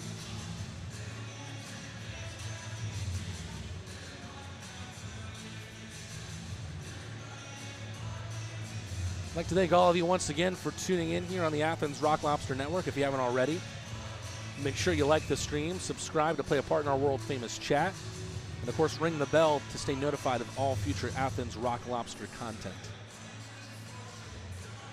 If you can't watch us on YouTube, you can catch us on the radio at 98.7 FM and 1340 AM WGAU. Shot came from the left side of the line. Thornton, pad save, Lavalier. Thornton, a former Baton Rouge Zydeco, acquired in the trade that sent Sammy Bernard to Baton Rouge. Stafora up ahead for himself. Good defensive play there by the former Zydeco Thornton. Thornton did get a ring after playing 5 games with Binghamton last season. Milan, good defensive work there on Lind. Lost sight of it. Storjahan has it back. Doe didn't know the pass was coming. Back into the neutral ice. Thornton tries to recycle it quickly. Doherty lays the hit on Glukaryov, trying to stick him into the bench. Glukaryov a little bit stronger than that.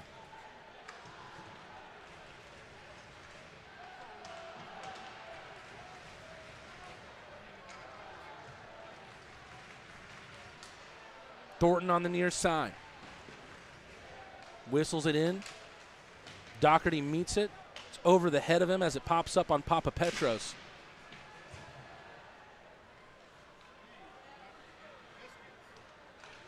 Milan trying to get the handle off of it from Jemayev. Underwood. Bouncer pass to Jemayev.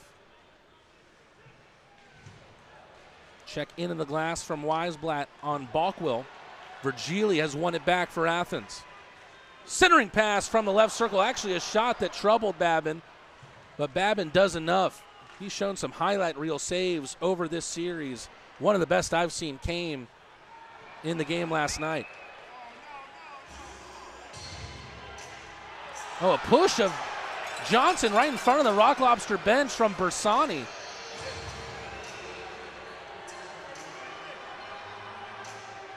The Rock Lobsters were making the argument for a delay of game, and I guess Bersani didn't like what the Rock Lobsters had to say about that potential penalty. Bersani has been very, very smart in this regard all series long. He's been able to get under the Rock Lobster skin for a majority of this series. With that being said, it seems weird to see him fall short of the mark there and kind of be a victim of his own game.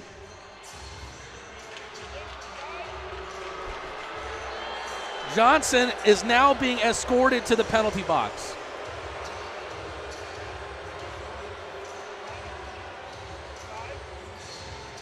You'd have to see it to believe it.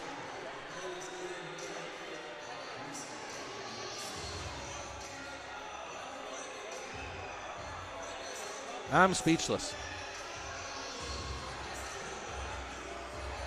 We'll see what the call for whatever infraction Johnson committed there. You might be able to hear how much the fans here are taking exception to it.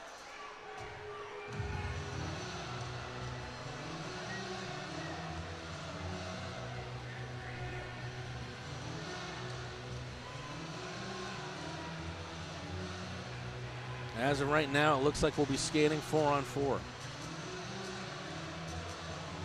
Actually, it looks like the Rock Lobsters will still go on the power play here. There's 2 River Dragons now in the box.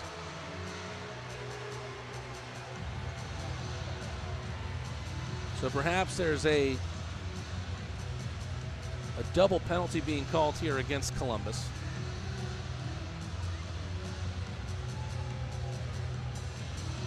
Let's see if there's any information that has been added to the Federal Hockey game summary. Nothing since the McDonald roughing minor we saw earlier on in the second. Either way, it looks like the Rock Lobsters are heading back to the Paloma Park power play. Hunter joining Bersani in the box. Rock Lobsters with their 3rd bite of the cherry here. Let's see if the 3rd time's a charm.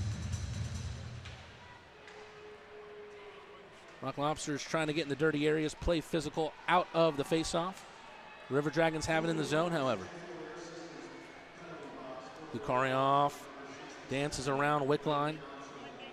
Danny dangles out to the right side. Milan with a pass. Back to the Russian. Milan in front of the circle. Shinkarik on the goal line. Back to Garrett Milan at the hash marks. Lukarioff running the point. Gallant's loading up that one-timer as we speak on the far side. Virgili tries to shepherd one through the crease. Babin gets over the loose puck.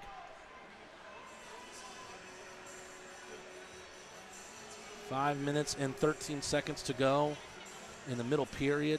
1:21 left on the power play.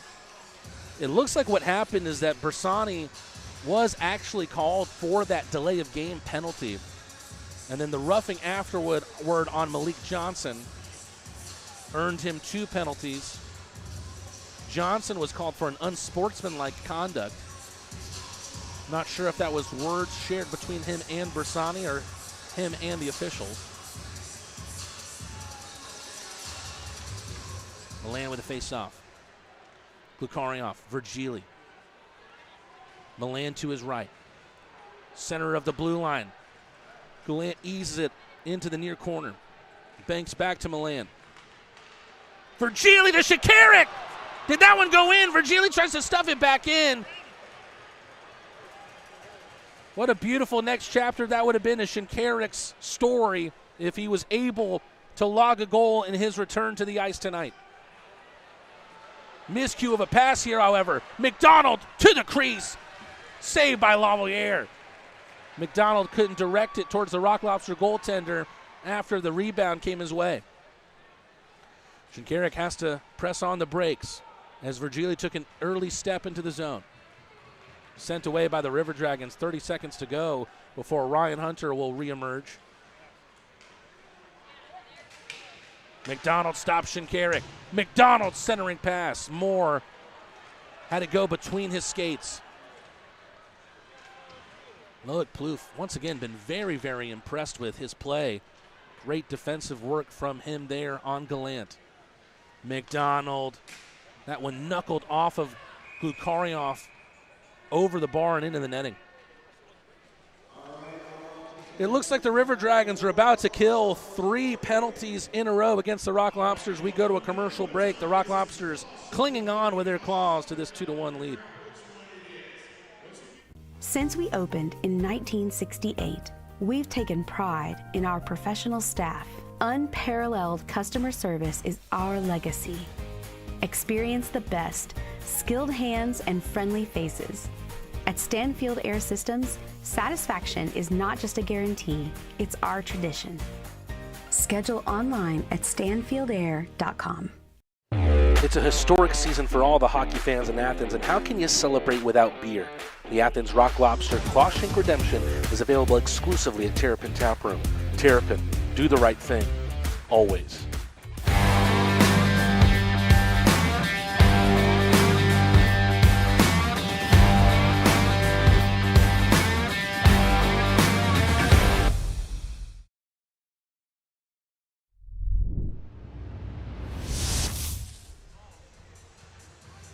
Still an advantage here for the Rock Lobsters on the scoreline, 2-1.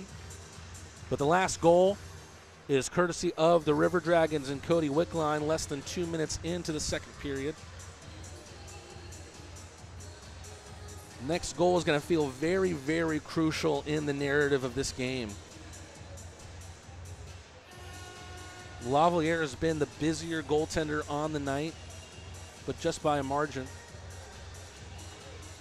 He has 20 saves on 21 shots. Babin with 18 on 20.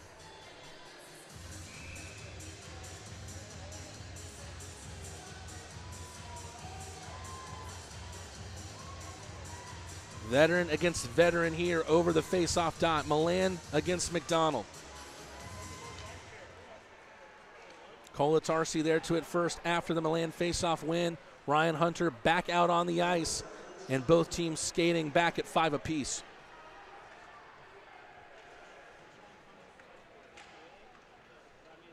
Lofted high into the air. Hunter has it dropped down right onto his stick. Hunter, a couple of good moves entering into the ice. Took a tip off the stick of Weisblatt. McDonald looking for the tight angle. Always looking for Hunter is McDonald. McDonald has been a huge beneficiary of McDonald's playmaking this season. Picard flips it out of the zone. Picked up on the other side by Bockwell. Gets it under the stick of Picard, but through more. Kolatarsi trying to regroup for the Rock Lobsters here. 3 minutes to go in the second.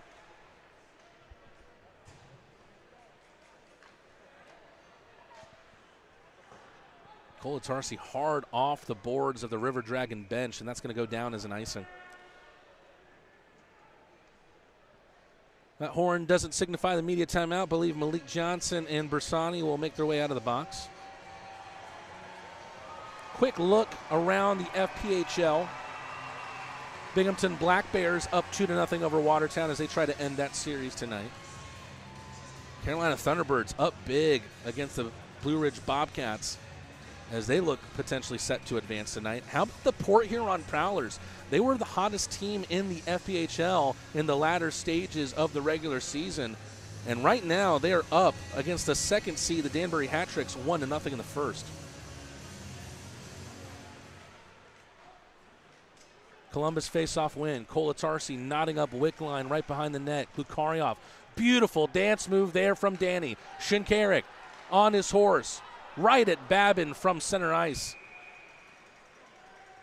Babin was able to watch that the whole way. Easy save for the 30-year-old to make.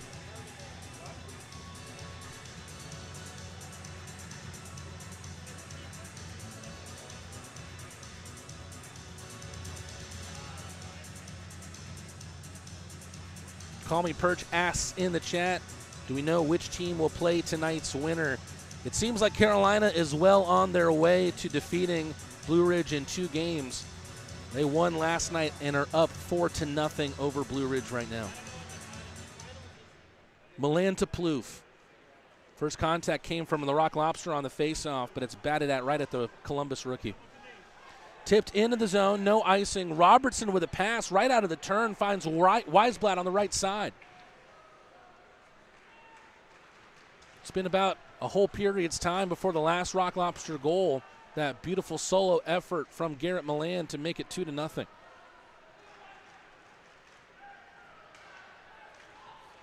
Doherty gets through Robertson. Big man against big man there. Centering feed from Doherty off the skates of Weisblatt, who tries to tie up Somero. Thornton makes the step up on the left side.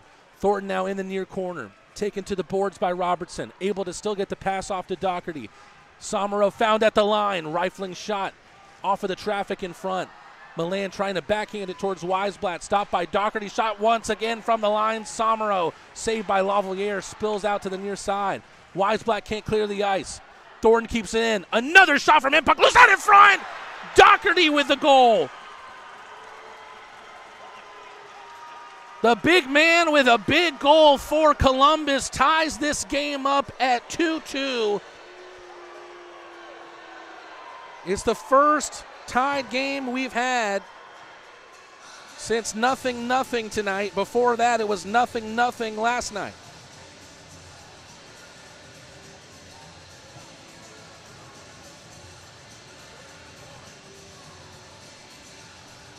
Scott Doherty, not known for his goal scoring, the 28-year-old winger that stands at 6'5" out of Oakville, Ontario. He's in his first season of pro hockey after 4 years at D3 puck with SUNY Cortland.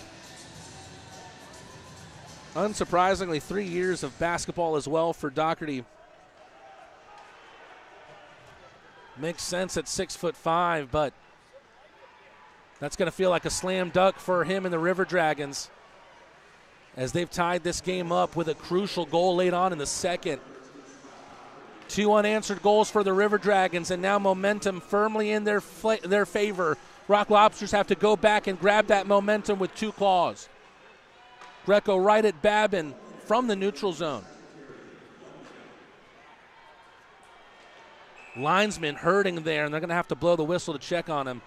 Greco tried to dump in right in front of the red line, and it's off the linesman.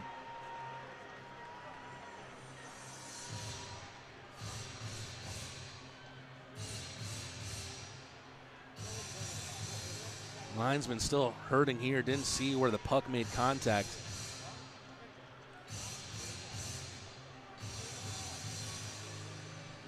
Hopefully it didn't hit him where the sun doesn't shine. I don't know if he's going back to the Rock Lobster bench to see if they still have that cup.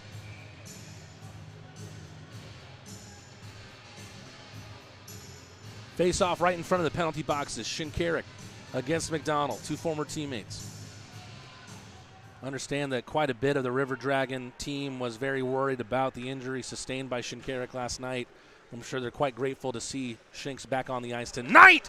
Off of the boards, one-timed by Moore. McDonald tries the tight angle once again. Calamity out in front of the Rock Lobster net. Stafora can't poke it away from Plouffe. Rookie against rookie here, but Shinkarik picks it up, takes it in the zone. Right hash mark shot, glove save Babin.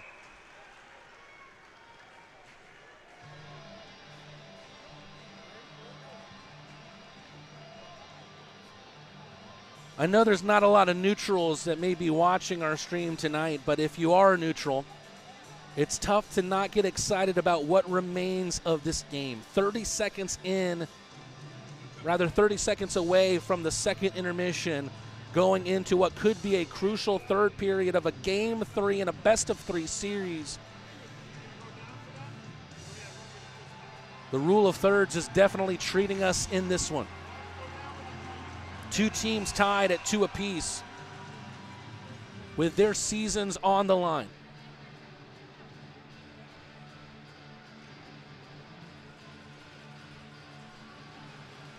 You can feel the tension in the building.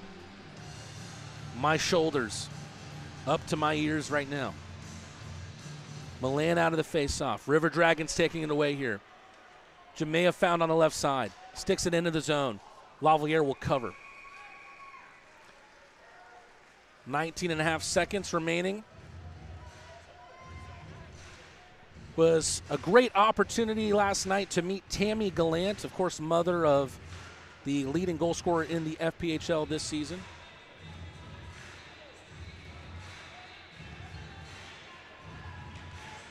She joined me in the press box last night with her daughter, Kiana. I hope I got that name right. So many names you have to remember in this business, folks. But Tammy Gallant all the way from Red Deer, Alberta, here to watch her son in some of the most exciting games you can watch in the FPHL. Colatarsi, good job with the body there against Moore. Is there one last shot here in this period? McDonald from the boards, whiffed on the shot, took a hit from Weisblatt. Tense end to this period. The Rock Lobsters have every right to be tense. Ball now in Columbus's court as they scored 2 in the middle frame, either end of the middle frame. 1 minute and 8 seconds in from Cody Wickline, who's been the hot hand towards the latter part of the regular season. Trying to continue to be a power line for the River Dragons in the playoffs. Scott Doherty, he might not have been on many fans' bingo card to score in this game, but the big man has a big goal to make it 2-2 with 1 minute 30 left in the second. And now the Rock Lobsters have to try and go grab a lead. The River Dragons will try to do the same in the third. Whoever is on top at the end of the third will be going to the next round in the Commissioner's Cup semifinals. We're going to hear our Lobster Tales segment with Kayson Gallant in just a moment. I know some of you might tune out for the interview segments, but one thing you're not going to want to do is tune out for the rest of the night, because we have 20 minutes left at least of hockey here at Akins Ford Arena, and you're not going to want to miss it, because whoever comes out on top in that period will be heading to the next round. Kayson Gallant, a family man, no doubt about that, and also a pure goal scorer, ended the 2024-25 season with a league-leading 40 goals as a rookie. Will he be the Rookie of the Year? That still remains to be seen. We'll find out soon enough. Here is our Lobster Tales segment with the Red Deer Rocket himself, Kayson Gallant.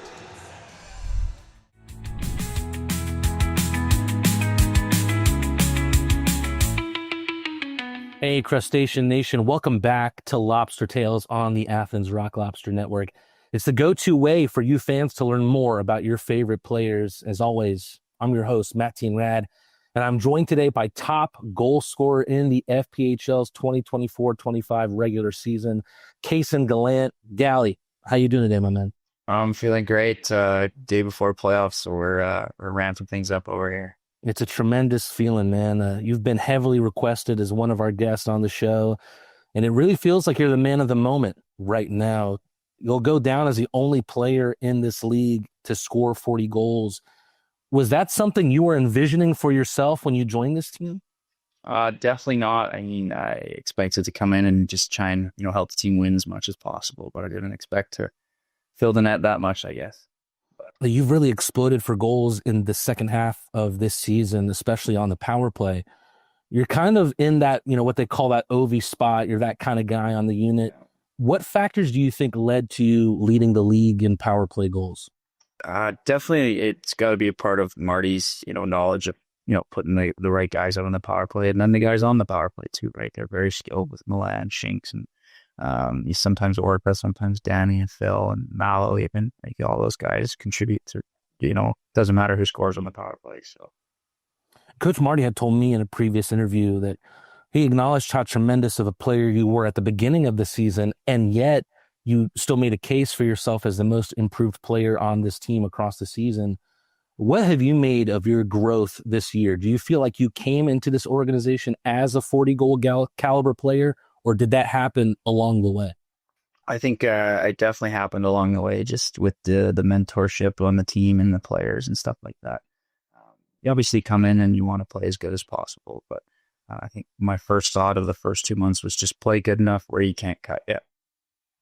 I think you're an interesting person to get this kind of perspective from. You know, Coach Marty brings so much experience to the table, and I can't imagine how valuable that is for, you know, a young man like you who's still in the budding stages of his career.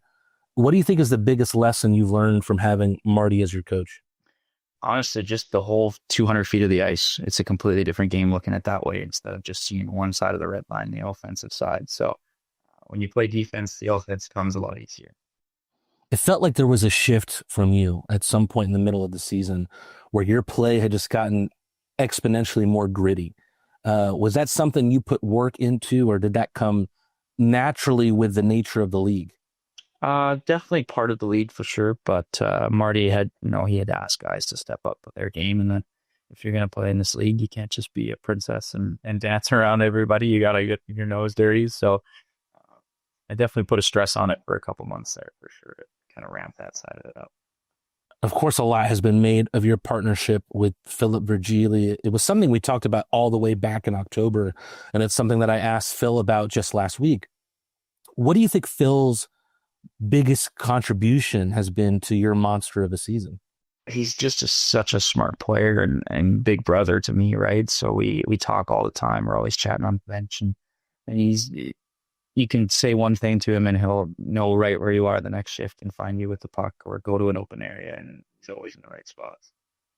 You're going into this playoff series against Columbus, and you specifically have had some memorable moments against the River Dragons in that building. The first time you played at the Civic Center, you scored the latest regulation goal by the team this season, I believe, with 6 seconds to go to force the game into overtime. What is a moment like that like? I feel like it's one of those things where the puck hits the net and you just black out. Yeah, pretty much, right? The last 20 seconds of that game is just kind of you black out and you just throw everything on net and go to the net as fast as possible. And honestly, it doesn't matter who puts it in as long as it does go in. What moment ranks higher? Is it that goal, or was it that home ice hat trick you had just a few weeks ago against Bingo? I think it's got to be at home against Bingo with the crowd and stuff. And against Bingo, I mean, they're a good team, but the goal that's not the credit all to me either. I mean, they made some great plays to me by Mallow and Phil. They made some great passes. So going into this, take all the credit. You never do either. I know you pretty well. Are you going into this game tomorrow as a playoff start with the same mentality as any other game, or is there a mode that you kind of have to lock yourself into at all? I think there's a little bit of a different mode. I think playoffs is a little bit of a different beast, and you have to find something inside you to just push yourself that extra gear and find it. And I think we got a lot of guys in our team that can do that. Going back in the time machine a little bit, Case, you grew up in Red Deer, Alberta, and you've become affectionately known as the Red Deer Rocket on the broadcast. What's something you can tell us about home that makes it special? My family, obviously my mom and my dad. There's nothing better than that. My grandparents, my aunts, my uncles, my friends. They've been so supportive through this whole season and even last year when I wasn't playing. So I cannot thank them enough. That's what makes home special. I was curious. I looked it up, and apparently it's the same distance from Red Deer to Calgary and to Edmonton. So was there a team that you had to choose growing up? Was there a good split in Red Deer? Yeah, there was definitely a good split, but I went with Edmonton. Sean Harkoff and stuff like that. So, and Ryan Smith, I liked them at the time. They've probably been a little closer to touching glory in your time on this earth as well. And that kind of leads us well into our next little segment we have here, Gally. I've been adding some game segments in our recent Lobster Tail interviews, and you were born right exactly before the new century in December of 1999. That, along with you being the potential rookie of the year in the FPHL this season, one of the league's best young talents, we're going to play a game of older or younger. I'm going to give you a list of things, and one after the other, you're going to tell me if you think that you are older or younger than that thing. Does that make sense? I think so, yeah. All right. The first thing we have on our list is a movie. Let's start with Shrek. Do you think you're older or younger than the first Shrek movie? I think I'm younger, actually. You're older. Shrek came out in 2001. Oh, what's bad? The hot start. I'll warn you now. These are all pretty close to your birthday. Okay. So the next up is the Columbus Blue Jackets, an expansion franchise. Are you older or younger than the Bulls? I think I'm younger. Was it not 99 or 98 it came out? 97 was the first Columbus Blue Jackets season. Can live with that.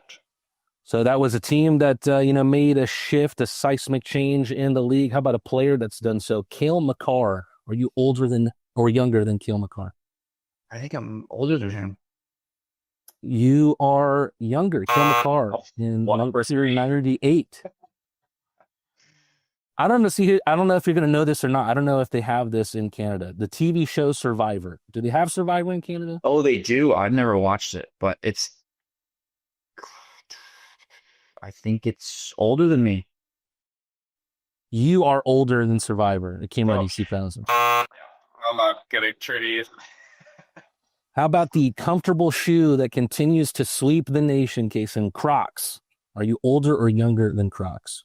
I gotta be older than Crocs, right? You're older than Crocs. You got that one right. Let's go. Last one. You're well aware of Marian Hossa, I'm sure. He scored 525 goals in his career. But goal number 28 in his career, do you think you're older or younger than that goal? 28. Let's say I'm younger than it. Trick question, Gally. That goal came on December 13th, 1999, and that is your birthday. Yes, it is. All right, Kayson, that dumb end to that segment leads us right into Question a Crustacean. It's the go-to way that Rock Lobster fans can learn more about their favorite players by asking them questions themselves. If you'd like the opportunity to ask players questions in future interviews, look for posts from me in our Athens Rock Lobster fan page on Facebook. Kayson, first question is from Becky Rice Hasty, and she wants to know, ninjas or pirates? What are you more interested in? Oh, I think I got to go Pirates from... Me too. Pirates I see what's in the game. Our tech extraordinaire Stephen Turner says, Athens, Georgia is far from Alberta. What do you think about Georgia living, and have you learned any Southern sayings? I haven't learned any sayings, I don't think. I think I just say y'all a lot more. That's the universal language, man. I'll tell you that much. Yeah. Someone that I know is a big fan of yours, Maddie Benton, is curious. What sport would you play, or if hockey or golf wasn't an option? Honestly, I'd probably skateboard. I used to skateboard competitively as a kid, and I think I would choose that. I think someone else told me that they were a skateboarder too. I can't remember if it was Grex or not. Is there any time, or is it even a smart idea for you guys to get on a board during the season at all? Definitely not during the season, that's for sure. I mean, I'd like to think I have enough skill from when I was 16 to still be able to not hurt myself, but you never know. So I save it for summer. Maddie's dad is up next on our list. Ty wants to know the difference between college hockey experience and pro hockey experience, and which one have you liked better? Definitely similar in some ways, but different in others. Like the guys, we live together. We spend a lot of time together like that. But the hockey side, in the professional side, it's a lot more serious, right? There's a lot more on the line.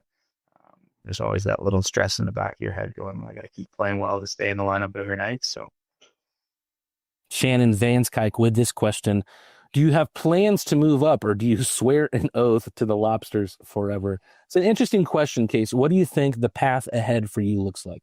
I think right now we're just trying to stay focused on playoffs. But if I was to look ahead next year, maybe try and get into an East Coast camp and try and get a couple games there next year. And if not, then play here for the remaining of the next year and see what happens after that.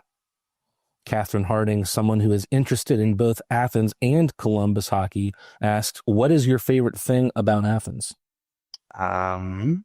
It's got to be the liveliness of it. Like you go out on any day of the week and you go downtown sunny day, it's just bumping. Something's going on, live music. The people are great. The Southern hospitality is real. So that's been awesome. her supporting Columbus, the River Dragons as well. She was curious what your favorite part of the in-state rivalry against Columbus was. The intensity. Definitely the intensity. It's different. It's different than any hockey I've ever played.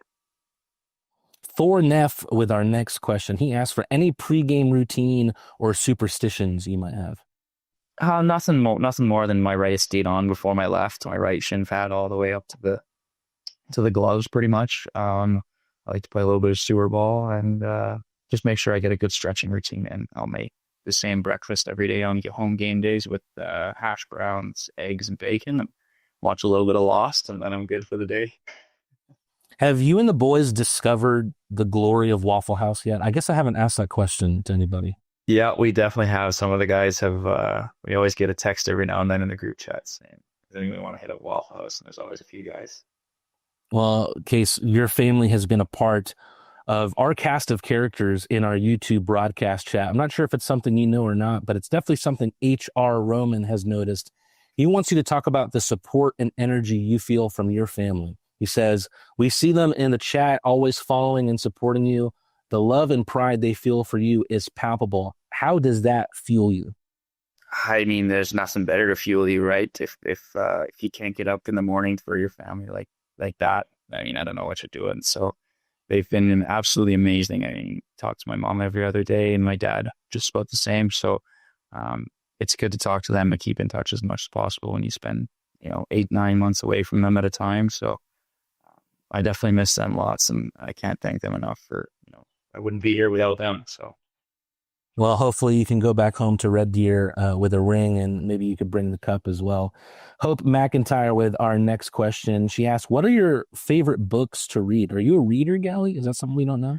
I'm not a huge reader, but I try to read like the self-help book kind of things. So like the one I'm reading right now is like, I think it's like Atomic Habits or something. But I don't read a lot. So it's, first chapter here, second chapter there. All the guys are really smart guys. I couldn't imagine at the same time, like getting on the bus and seeing one of the guys with like a book in their hand. To maybe that. No, I've read maybe twice on the book or on the bus, and I think I might have been the only one. Well, next question goes to our fan club admin, Niven McCrary. She pointed out some of the guys got to make their own creation at Farm Burger. What's your ultimate burger combo? What are your toppings? Fries, tater tots, or sweet potato fries, and what to drink? I'm going to start with the drink, and you got to get a milkshake. Because, you always got to start with that. Just to build your own, I keep it pretty easy. Onions, lettuce, tomato, pickles, pickled jalapenos with a little spice. Paprika mayo has been awesome on there. Try the pork belly as well. And probably the best chicken tenders I've ever had there. And a side of fries. John Pearson asked, what your favorite thing to do in your downtime around Athens? My favorite thing is, spending time with the guys, obviously try and get close as possible, but we play a lot of pickleball and hang out at the pool, watch hockey together, maybe go downtown when football season's on, catch a couple games there as well. James Megan Vineyard with an important one. What's his favorite Southern dish he has tried? Oh, that's a good question. I don't know if I have an answer. They've been all so good, but I do love just when they get like a big barbecue together. Just put everything on there. The mac and cheese, the brisket, everything. You're speaking to my soul right now, Case. Yeah. Our in-house DJ at Akins Ford Arena, DJ Webster, what's your go-to karaoke song? I think I did Shook Me All Night Long by AC/DC at one of our gatherings. Well, Kate, important question askers coming up here. Raylan Robertson asks, if you could play hockey on any team in the world for one day, what team would that be, and who would you want as your line mates? Line mates can be anybody.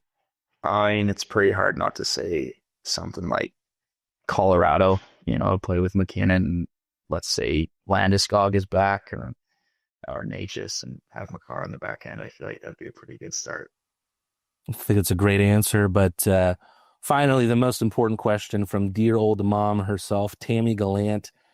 She tells us that Grandma Lou wants to know, does she get that steak and lobster supper when you come back to Red Deer?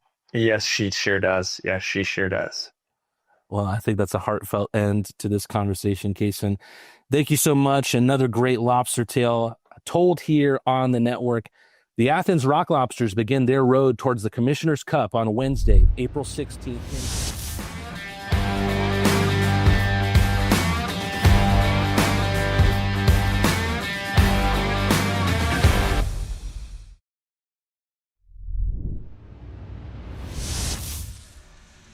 Well, ladies and gentlemen, after the hot start that we saw from the Rock Lobsters in the first period, it's definitely not the way that we would have wanted to enter the third, tied at 2 apiece after the 2-goal second from the River Dragons. However, when you're sitting where I'm sitting, it's hard not to be romantic about hockey. 20 minutes on the clock, and it all comes down to this. Tied at 2 goals apiece, both teams going to try and fight to find the answer here in the third. If they can't find it, we go to 20-minute overtime periods.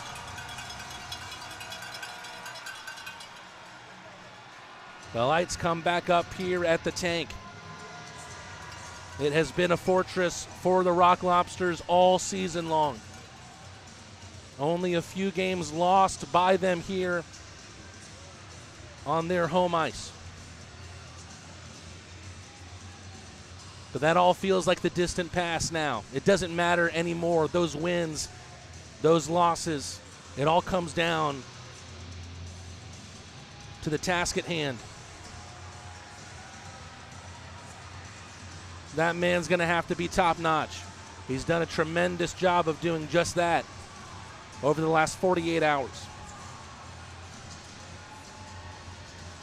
But the Rock Lobsters have to try and refine their scoring touch, as their last goal came with a few minutes remaining in the first period. That moment of magic from Garrett Milan.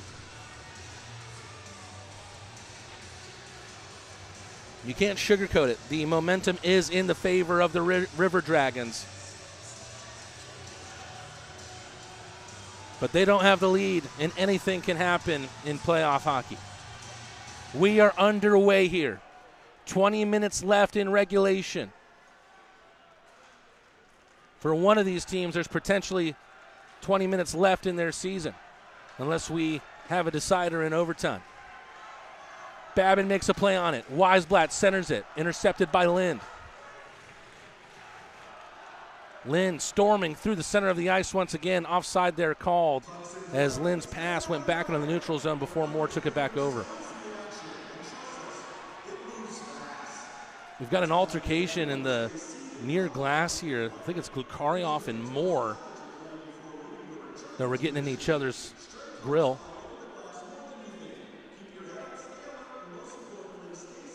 Just 24 seconds gone in this third period.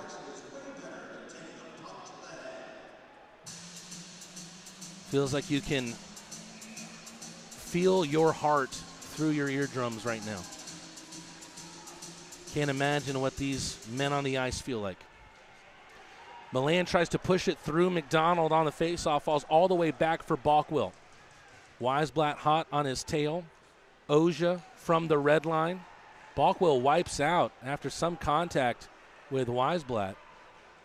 Balkwell limping, and he's unable to stay on his feet.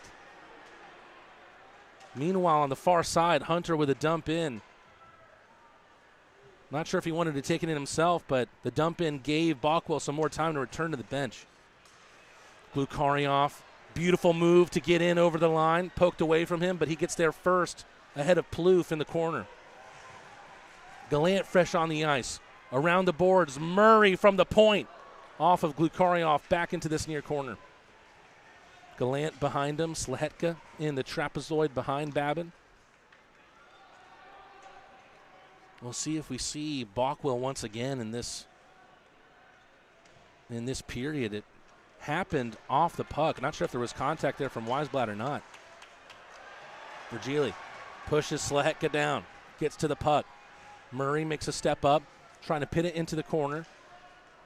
Around the boards behind Babin. Johnson lays the hit on the far side on Slehetka. Murray eases it in front of Gallant. Centering pass, great passing all around.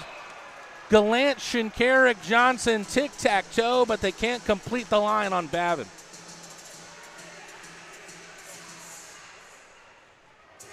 The shot on goal lead has been shifting back and forth. And funny enough, it feels like who's ever had the lead in the shots on goal has been leading in this game. Of course, River Dragons not having the lead right now. Tied game at 2-2, but right now they can feel the emotional advantage in this game with having 2 unanswered goals going into the third. Rock Lobsters feel like they've had the better start here in the third period, however. Kolatarsi stops it with a skate in front of the River Dragons half wall. That pops up on Babin, but still plenty of time and space for Thornton to make his way out from behind in the trapezoid. Oja with a check on Moore. Oja near side, snapshot from the right came from Moore. Thornton fakes the one-timer. Loose puck out in front, Oja takes it away. Some silky skating from the Swede. Got checked at the line. Hunter trying to get under the skin of Milan. Moore joining in on that task. Milan not backing down from anybody. We saw that with his fight against Storjahan last night. Looks like Milan will sit and so will Hunter. The River Dragons have kept a watchful eye on Milan all series long. Have had a tight grip on the Rock Lobster veteran. It feels like that grip has slipped a little bit here, at least in the first period of this game. Milan at the center of the 2 goals scored by the Rock Lobsters tonight. His beautiful solo effort, which came after his helper on the Weisblatt opener.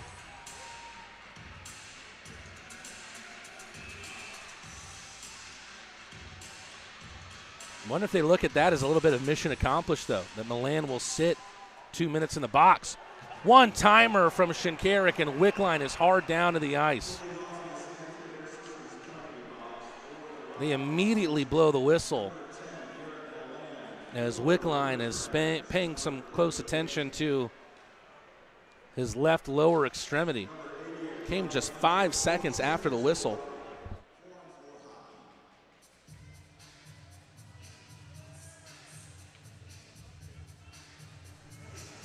Wickline still prone on the ice.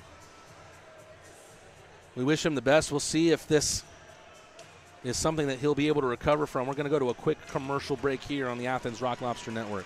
Looks like Wickline is back to his feet. Suffered a serious injury. The quality care from the Piedmont team changed his life. As a football player, my body is everything to me. When I got injured, I was worried about my future in the game, but you and your team's expertise, care, and support reassured me from the start. I've been able to recover because of the quality care I received at Piedmont, and I am back playing at my full potential on the field. I can't thank you enough for what you've done for me, my family, and my future. Your help means the world to me, and I'll always be grateful for your part in keeping my dreams alive.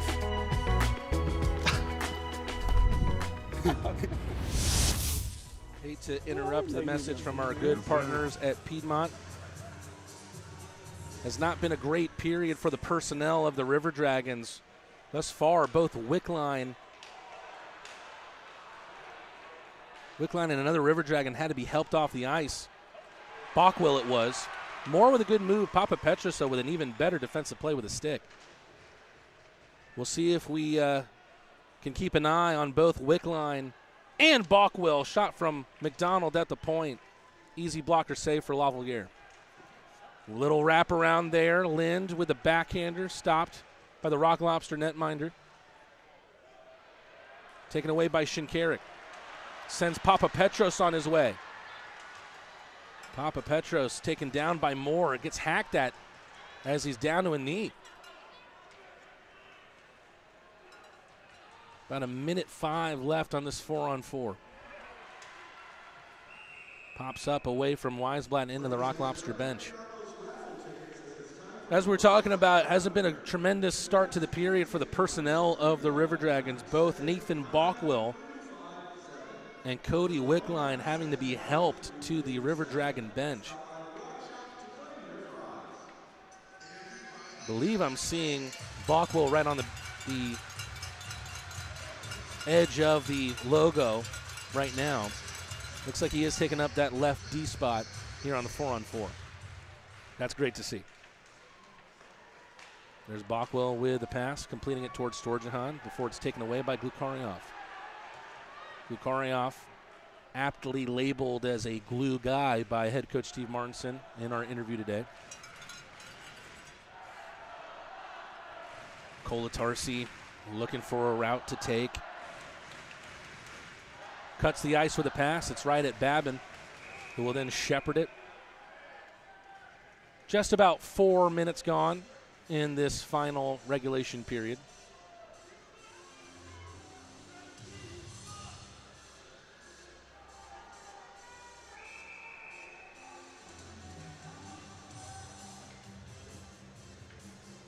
Offensive zone draw here.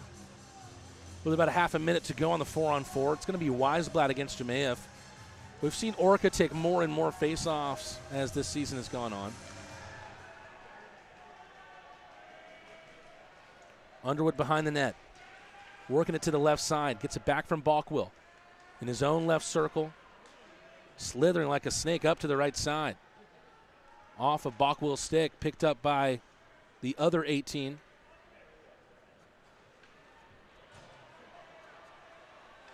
Oja Glukarioff with speed over the left side of the line. Centering pass, looking for Weisblatt at the back door.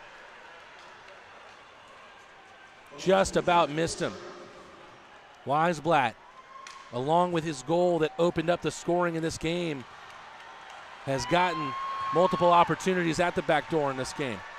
Milan backhand flip, took a tip off the glove of Babin. Milan back on the ice, lays the hit on Hunter.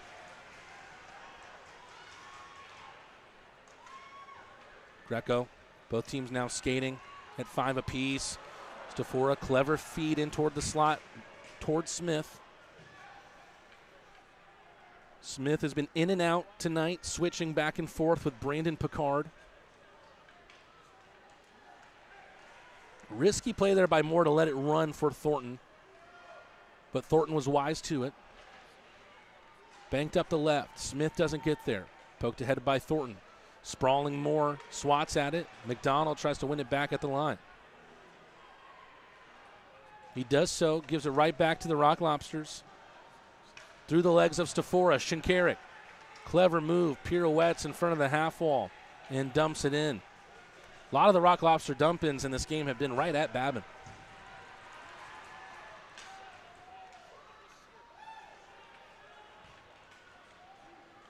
It seems likely that whoever wins this one will take on the Carolina Thunderbirds in the Commissioner's Cup semifinals. Winner takes all in this game 3. Papa Petros there to help out Lavalier. Papa Petros has been really impressive since debuting as a professional with his skating. Virgili with a great move. Got fed by Gallant and hit Babin up high, but Babin has been able to make that kind of save all series long. We go back to a commercial break here at Akins Ford Arena. The Rock Lobsters and the River Dragons jousting for the opportunity to go to the next round. Who will it be? Since we opened in 1968, we've taken pride in our professional staff. Unparalleled customer service is our legacy. Experience the best, skilled hands and friendly faces. At Stanfield Air Systems, satisfaction is not just a guarantee, it's our tradition. Schedule online at stanfieldair.com. Farmburger is defined by its mission, its farms, its team, and its family. In 2008, our co-founders gathered around a single idea: redefine the burger by bringing together a community of ranchers, farmers, chefs, restaurateurs, and eaters. Our promise is to strive every day and with every burger to uphold these core values to each and every one of you. We do that by holding ourselves to a higher standard. Grass-fed and grass-finished, that means our cattle are never fed grain. Our belief feeds our mission, and our mission is to feed you. It's been an interesting story to this game. First period clearly belonged to the Rock Lobsters. Second period, so for the River Dragons. Not much really to separate these two teams in the third thus far. Looks like Wickline's back on the ice. Good to see him. He'll take the face-off here against Virgili. We saw him take that blocked shot. Had to be helped back to the bench.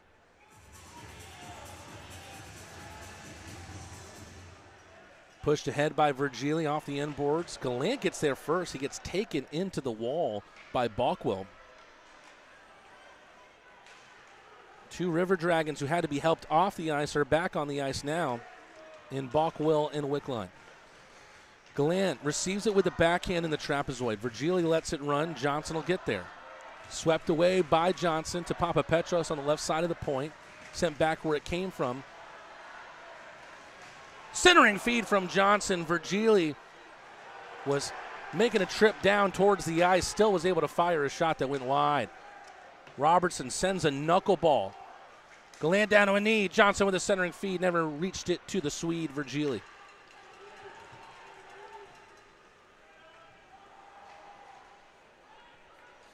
Babin gathers.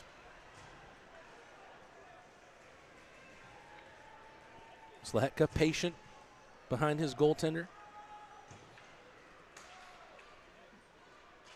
Hunter up ahead by Moore for McDonald. Sent out by the Rock Lobsters. Icing waved off. Babin stops the momentum of that biscuit for Plouffe.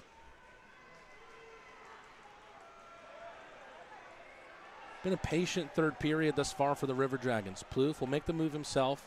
Kind of bobbles with possession, so goes back into his safe space. Rock Lobster faithful letting him hear it from the stands.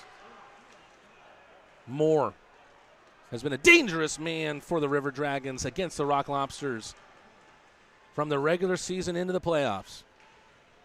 2 goals for the River Dragons against Athens in that Friday night regular season game. Came back on Wednesday night and scored 2 goals again against Athens.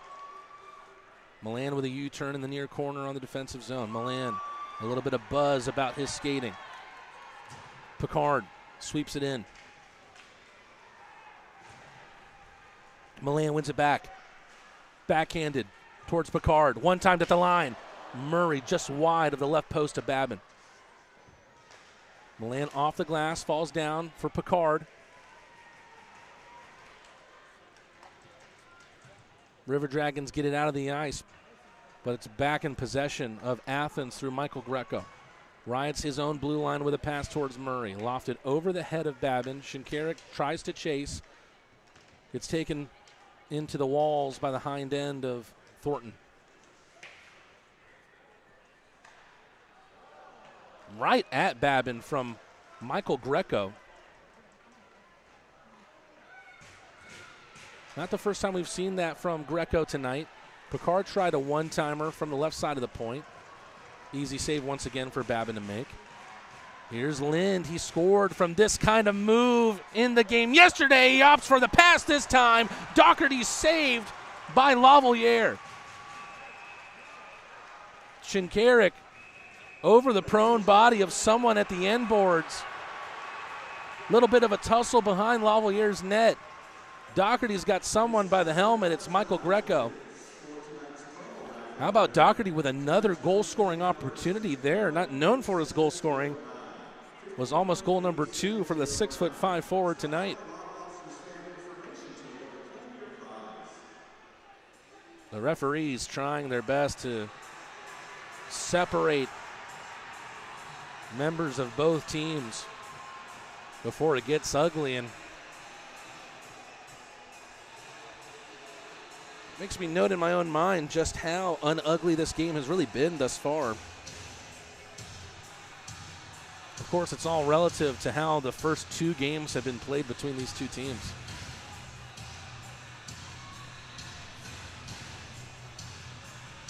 Two game, third period of the third game of the best of 3 series.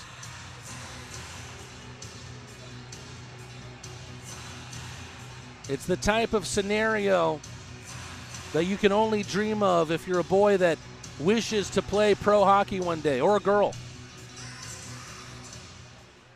Balkwell out of the faceoff. Left side of the line, rifling shot. That was a dangerous one, and Balkwell knew it too. Body language showing frustration after Lavalier swallows that one up.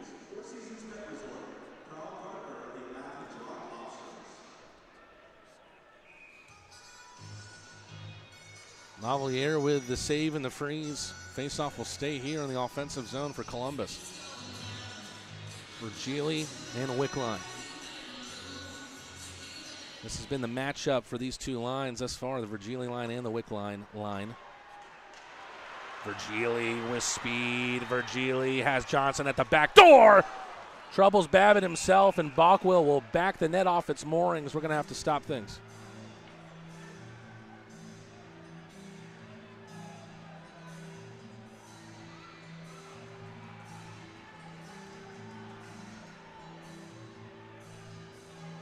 Referees will have to replace the net here.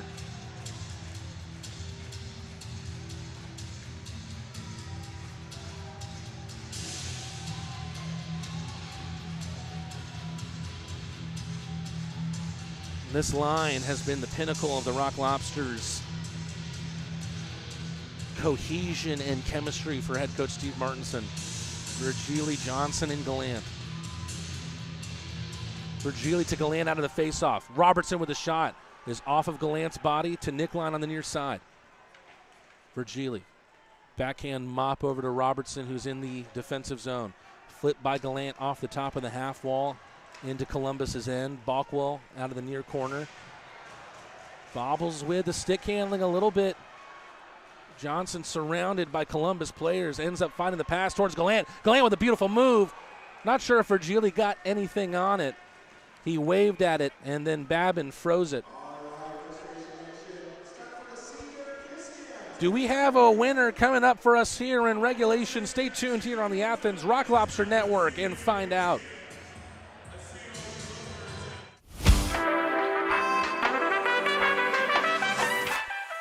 Classic City Flats is a brand new apartment community in Athens, Georgia that redefines luxury living, offering a sleek and contemporary living experience.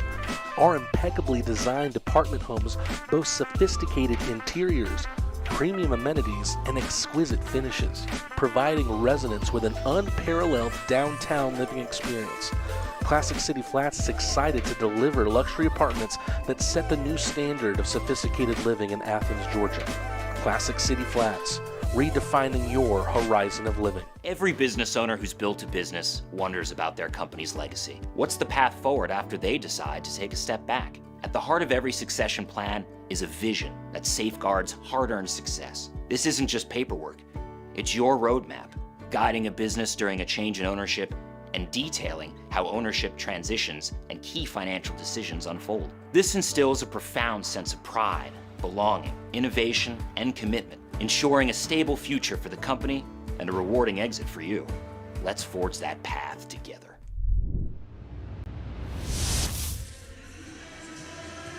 Crustacean Nation having a good time here at Akins Ford Arena. It's been the best party in the Classic City since December, but the party could be lifted to another level if there's a goal here for the Athens Rock Lobsters in the third period. 9 minutes and 42 seconds left. Athens has the shot on goal advantage at 30-27. But it doesn't matter how many you challenge Babin with, you have to get one past him and tickle the twine. What a beautiful story for this man tonight. Carter Shinkarik was welcomed to a raucous applause from the Rock Lobster fans as he arrived late for warm-ups. Talk about a dramatic entrance. Shinkarik can't get it to Stafora, stopped by Thornton.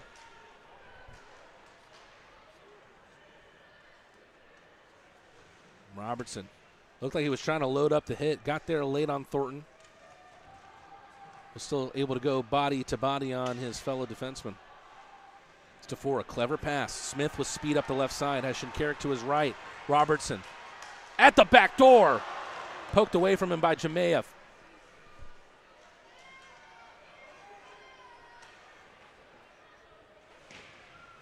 Stafora tying up Somero on the near side. Papapetros fakes the one-timer.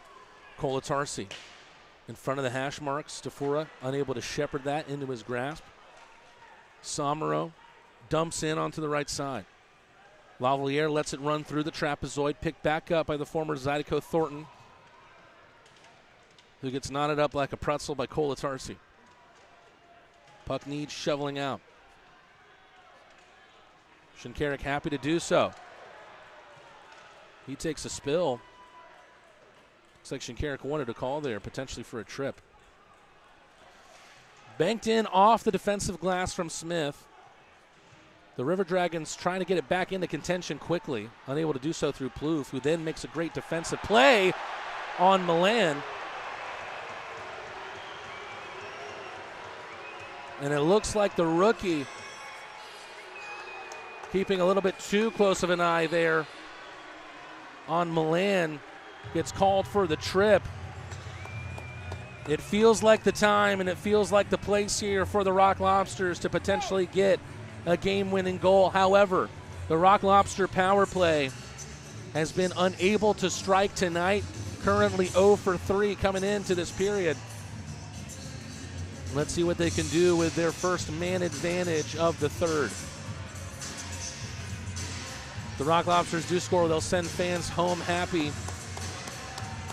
if they can make it the winning goal, but also they'll send fans home happy with free churros for 24 hours through Paloma Park via the FanSaves app. Gallant, always on this left side, gets it back from Glukaryov. Looking for the Russian once again. Garrett Milan, his office is on the right side. Works his way into the right circle. Shot goes wide of Babin. Too much mustard on that one. Carries it all the way back to the Rock Lobsters' defensive ice. They'll have to try and start getting this rock rolling back down the hill. Glukaryov over the line. Sticks it in past Storjahan. Bach will spin around one-timer, trying to clear it out of the zone. Milan slaps it back toward Virgili. Milan from the hash marks, rather Virgili from the hash marks. Bach will squishing Weisblatt into the glass, and Wickline will clear all the way down. Good start to the PK for the River Dragons. 1 minute to go on Plouffe's tripping penalty. Let's see how the Rock Lobsters load up here. Glukaryov cuts the ice. Weisblatt, brilliant feed. Gallant! Oh, it's off the bar and into the netting.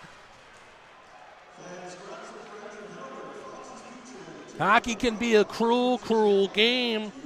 And Gallant with a chance to bring this Akins Ford Arena crowd to its feet, along with his mother and sister who are in the audience tonight.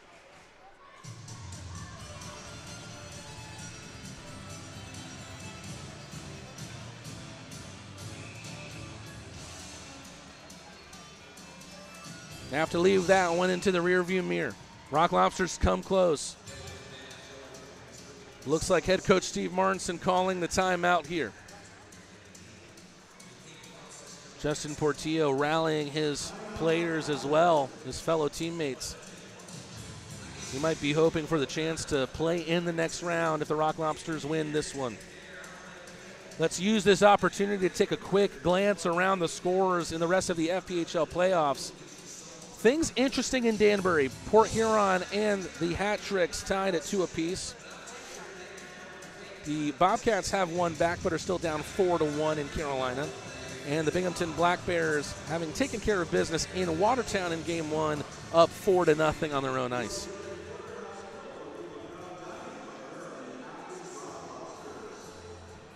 You had a slight feeling that it might come down to how the special teams played for both teams coming into this one.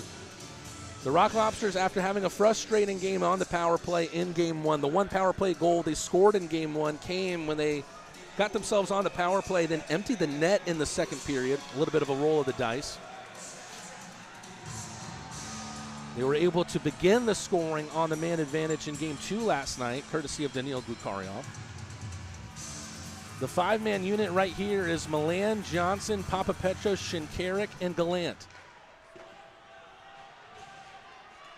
Papapetros takes the body on Bersani as the River Dragons clear once again. 40 seconds to go with a man up. Will it come now? Will it come here for the Rock Lobsters? Johnson gets the feed from Gallant. Papapetros tries to poke it ahead through the fellow number 26, Brody Thornton, but Thornton has it back in the neutral zone. 6.5 minutes left of regulation. Gallant towards Milan. Gallant in the high slot, trickles off his stick towards Papapetros. Papapetros bats at it to the far side boards. Johnson tried to get ahead of Lind there, who cleared it out. Those two have done battle quite a bit this season. Papapetros, great turn at the line. Backhanded, not a lot of velocity on it. Easy save for Babbitt to make.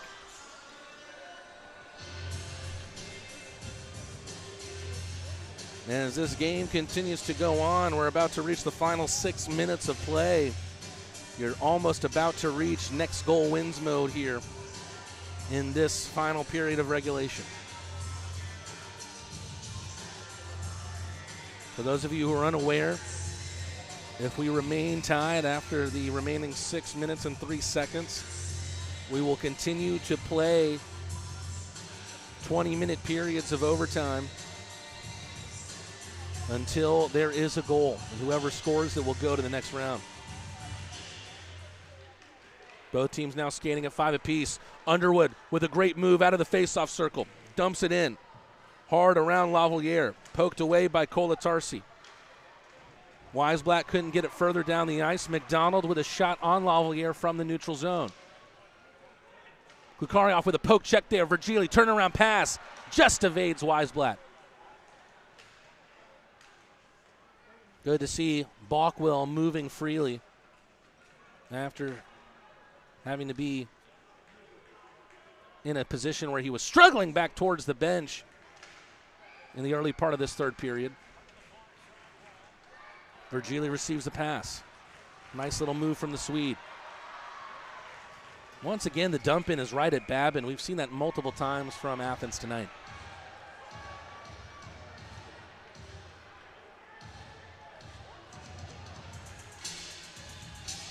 Kirk Underwood, a young captain at 26.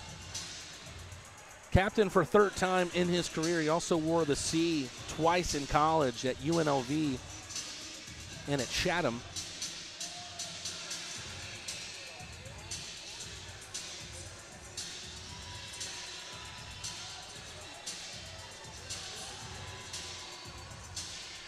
Of course, no team in the FPHL had as many wins in overtime. Then the Rock Lobsters, Shinkarik lets up Doe behind him. Doe with a shot, saved by Lavalier.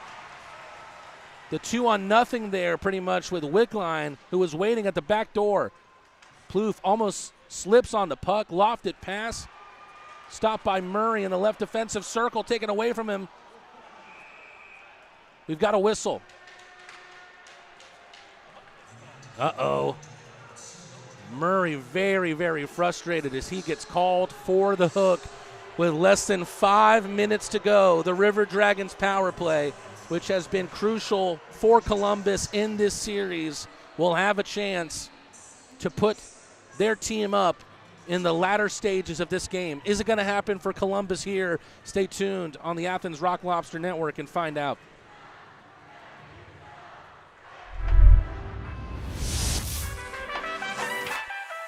Classic City Flats is a brand new apartment community in Athens, Georgia that redefines luxury living, offering a sleek and contemporary living experience. Our impeccably designed apartment homes boast sophisticated interiors, premium amenities, and exquisite finishes, providing residents with an unparalleled downtown living experience. Classic City Flats is excited to deliver luxury apartments that set the new standard of sophisticated living in Athens, Georgia. Classic City Flats, redefining your horizon of living. Rock Lobster fans, this is Brad Akins. Akins Ford has led the way for years and keeps on growing. From offering the Southeast's largest inventory to being #1 in the nation in Ford truck sales, we're here to serve you. Want to customize your ride? Our Wild Willie's accessories team can make it as unique as you are. Make it legendary. Need service? Our fleet of over a dozen mobile service vans come right to you. Akins Ford and Winder. We really are closer and bigger than you think. Rock Lobsters, let's go.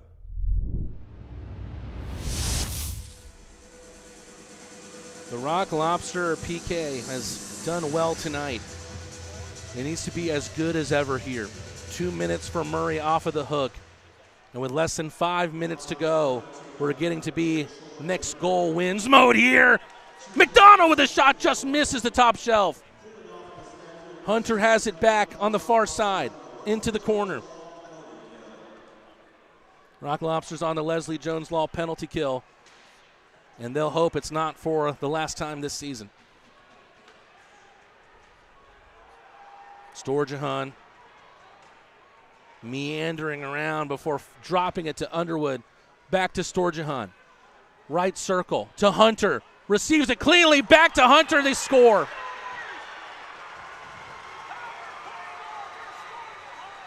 We talked about how crucial that might be for Columbus. And it feels like they've taken a vacuum and sucking the air out of this building.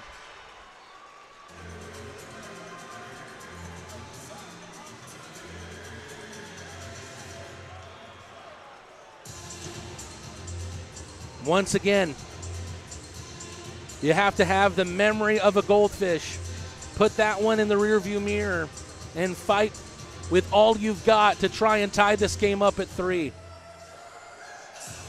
The passage of play from Columbus on their power play has been tremendous all series long. It might end up being the difference maker unless the Rock Lobsters can net one here to even it up at 3. Columbus with their first lead of the game at 3-2. 26 on 26 there, all the way down from Thornton. Icing against Columbus.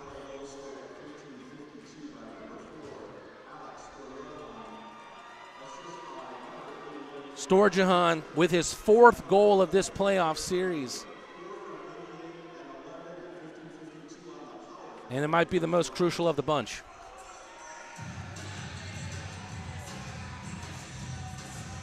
Don't give up on us yet, Crustacean Nation. Whether you're watching on the stream or you're here in the building. Memory harkens back to the Columbus Civic Center back in December, where Kayson Gallant, with 6 seconds on the clock, tied the game up at 5 before the Rock Lobsters won it in the shootout.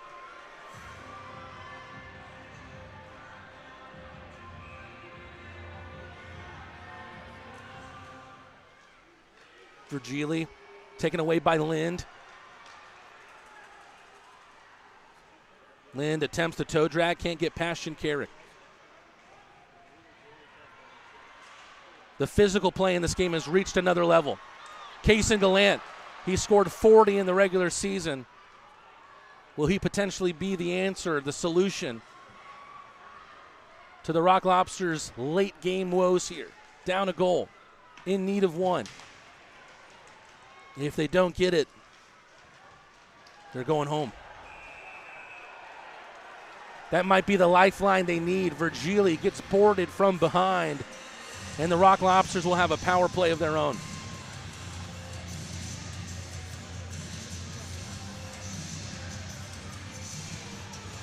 Rock Lobsters back on the Paloma Park power play, which is 0 for 4 on the night. Trying to find a lifeline for their season.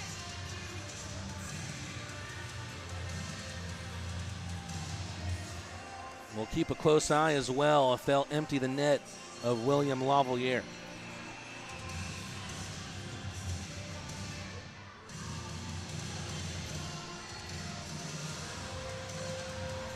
Gallant, Shinkarik, Virgili, Milan, and Glukarian. Only power play goals in this series belong to the Red Deer Rocket and the Russian Rifle. Balkwill hard around the boards. Sent all the way down by Storjahan, who is currently the game winner in this one. Shinkarik up the near side. Milan can't get it away from Storjahan.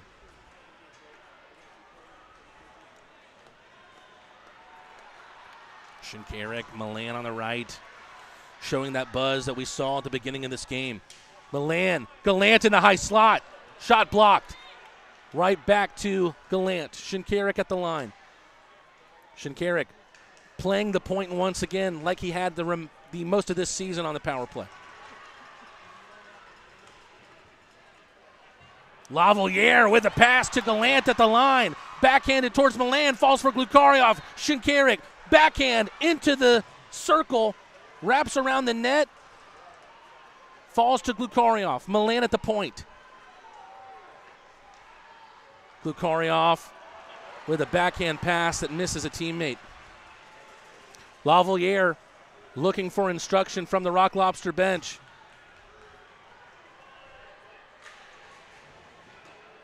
Off the skate of Milan, falls for Storjahan. Storjahan, Lavalier caught out of his crease, but he's able to make the save. He was on his way back to the Rock Lobster bench. The whistle's blown. Is it going to be a too many men call? Milan extremely frustrated. William Lavalier all the way out of his crease into the neutral ice to let his thoughts be known.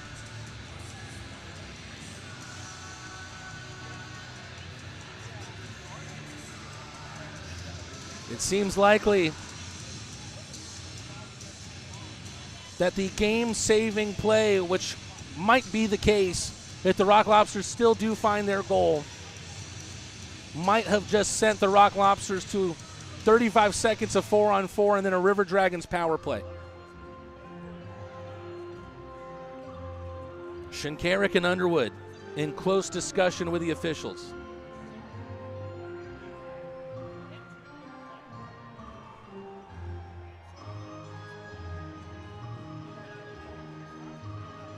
William Lavalier standing on the blue line as he awaits the outcome of this call. It's difficult to not have it feel like this is a extremely crucial call that will dictate the rest of this game. The Rock Lobsters, if it doesn't go their way, they have to make sure that they don't act as such. They don't act as this will be the call that ends their game, because the chance is still there. All the referees getting together. No doubt the officials showing us that there is a call to be made here.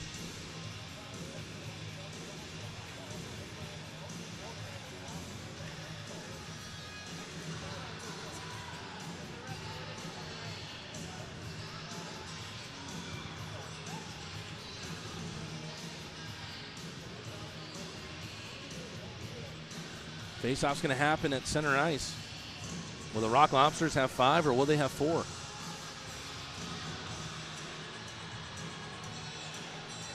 Maybe that's the gasoline you need. The Rock Lobsters will stay on the power play here. That brings the fans up to their feet. The fans trying to supply the Rock Lobsters of the energy they need to keep their season alive.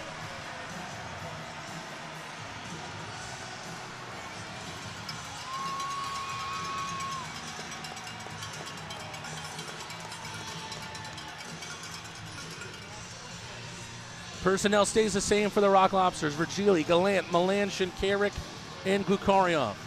It's difficult to think of 5 players that you would put the game on the end of their stick more than those 5 guys.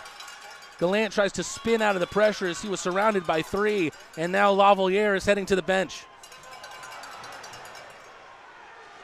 Underwood's clearance off of Gallant. Milan can't take the puck with him. Underwood down to the ice, but he misses the empty net. Now, since it's a Rock Lobster power play, that won't be icing. Rock Lobsters with 2 extra attackers, but that ends as Wickline's penalty ends. Good forecheck here by a trio of Rock Lobsters. Tight angle shot through the crease. There's Wickline with a clear path at the empty net, and he scores.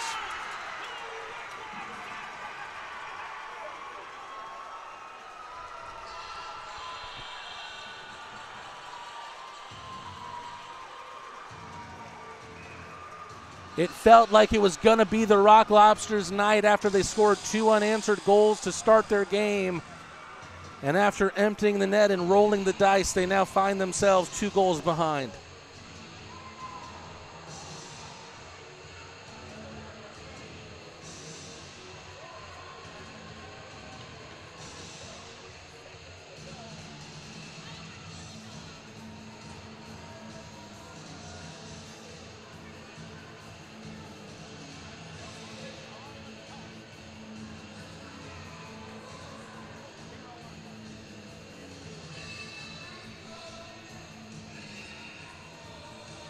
Delay on the face-off between Milan and Storjahan.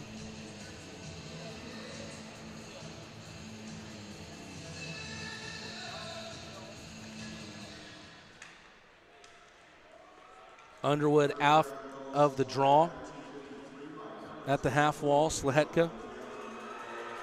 Wickline picks it back up. It was his empty netter that made it 4-2. Milan with a banker. Lavalier thinking about making his way back to the bench. Lavalier way out of his crease, and there he goes to the bench. Glukharioff with a shot over the bar. Papa Petros at the point. Shinkarik on the other side. Looking for a tip out in front. Glukharioff off the ironwork. Weisblatt out in front. Babin without his glove and without his stick. And if it didn't happen there for the Rock Lobsters, it feels like it's just not going to happen, at least in the scope of making it a 1-goal game late on.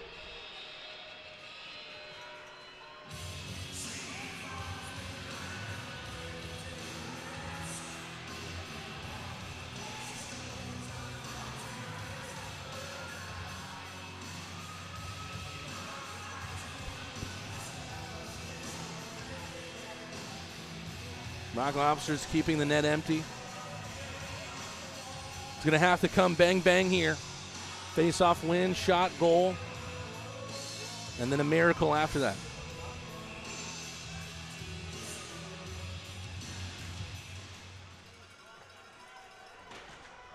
Shinkarik with a pin on the near side. Comes free for Samaro. Papa Petros with a block on the shot on Jemayev, but the Rock Lobster season is over.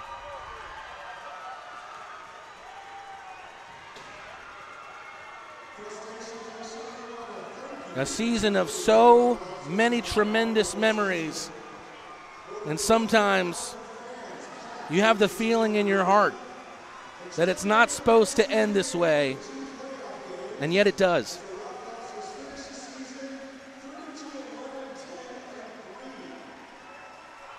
One thing's for sure, as Athens and the Rock Lobster team watch on in this moment as the River Dragons celebrate, this will be a moment that sticks in their memories, and they'll hope to use it as fuel for their fire next season.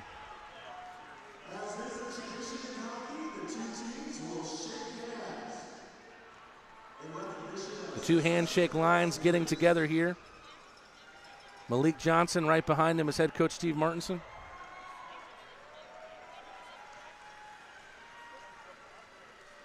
So much good to take out of this campaign. You brought in a tremendously experienced coach and recruiter who won FPHL Goal Coach of the Year. You have Kayson Gallant, the rookie, who potentially might win Rookie of the Year, who scored a league-leading 40 goals in his first pro season in the States. You had the veteran who was at the helm, Garrett Milan, who led the league with 101 points. But something that you're unable to teach is playoff experience. Columbus came into this season maybe not having their best year in the regular season campaign, but the experience was so valuable. Having won the championship back in 2022, they were the regular season champions last season, ended up falling to Carolina in the semifinals last year in 3 games.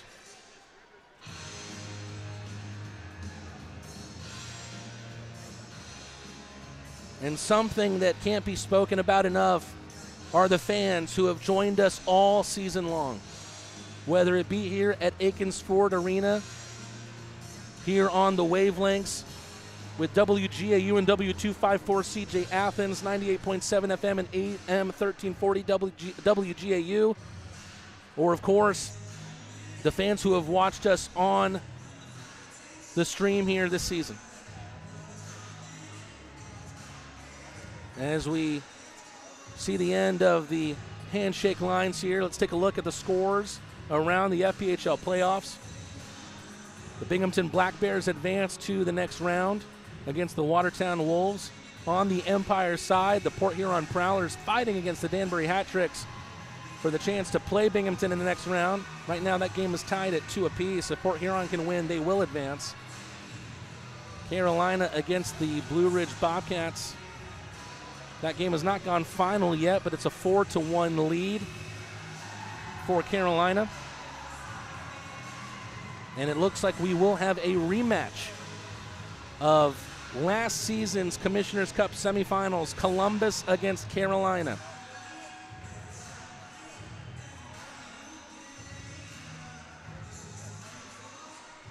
Gotta love the passion of these fans who have stayed here to salute this inaugural Rock Lobsters team. Big hug there between William Lavaliere and his former captain, Kirk Underwood.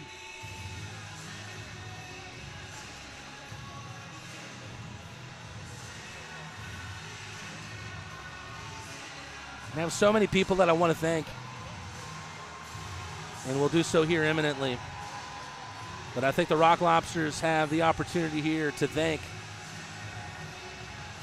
this crowd that has tuned in all season long. From dominating on the road to start the campaign, to opening up this arena in December, to the memories, to the highlights, to the players who joined us, to the players that left, to the highs and the lows.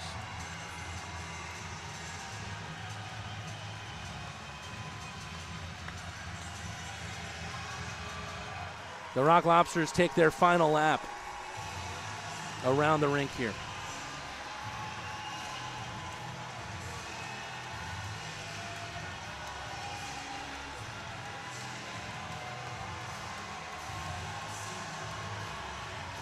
A group of guys who gave so much. We would have felt like these fans deserved a better ending.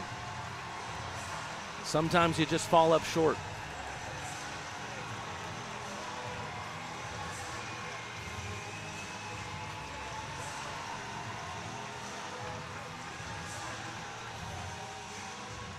Definitely some emotion there shown by our captain, Carter Shinkarik.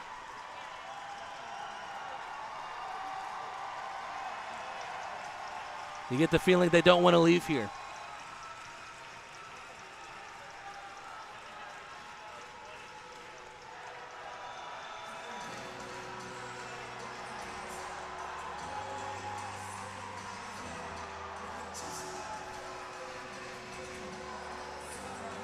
The Rock Lobsters made a name for themselves in their first ever season of hockey here. Best building in this league. In terms of points earned, we're the third best team across both divisions.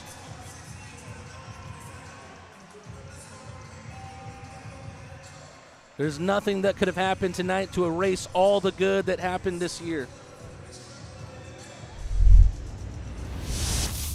No doubt, folks, this is not the way that we wanted it to end. The players, the team would have wanted it to end. And I was really hoping to give my thanks to the people who have earned it in a much better scenario. Unfortunately, that can't be the case. I want to be able to thank my fiance, Paige, who dealt with so many late nights, who was always waiting for me at the end of a game. My thanks to you can't go deep enough. I want to be able to thank Niven McCrary, who is by far the best Rock Lobster fan. I don't think there's any competition for what she did for me, what she did for our staff here, what she did for the stat staff behind me in the press box, and, of course, what she did for the players. She sacrificed so much for this team, and the memories of this season wouldn't have been as sweet without her. I want to thank every single one of you. I want to thank every single one of you because this has been the pinnacle. This has been the peak of my professional career, and it's because of what you all gave to me. It was your love. It was your belief. Some of it was even things that you took out of your time to make for me, whether it be cookies from Tammy Gallant, whether it be the tapestry that I received that was made for me by Cynthia that I received last night. I want to thank you for believing in me, for letting me be the voice that rings through your speakers in your household. Thank you. Next, I want to thank the front office staff for putting me in this position. I want to thank Scott Hull. I want to thank Anthony Schaaf. Without them, I wouldn't have been in this position. I also want to thank Caitlin Sparks and Lindsay Bornhurst for making life easier for me. All the friends we made along the way, DJ Webster, our PA announcer Joe. So much love shared in this organization, and you just don't want to say goodbye. Fans, thank you so much for tuning in all season long. I so hope we can do it again next season, and I know you're going to be able to. If you haven't already, make sure you secure your season tickets. The time is now for you to get them. We'll take a quick look here. Season tickets for the upcoming Rock Lobster season are already on sale. Lock in your seat. Be part of every hard-hitting, goal-scoring, crowd-roaring moment right here in the tank, Akins Ford Arena. Don't miss your chance to experience the energy, the excitement, and the best hockey in town all season long. Scan the QR code on your screen now to secure your tickets and join the Rock Lobsters family today.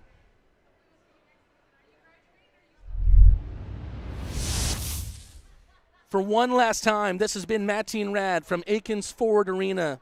I've loved every minute here at the tank and hoping for many more memories. One thing's for sure, this will be fuel for the fire for the Crustaceans for years to come, and you're not going to want to miss the future of this beautiful team.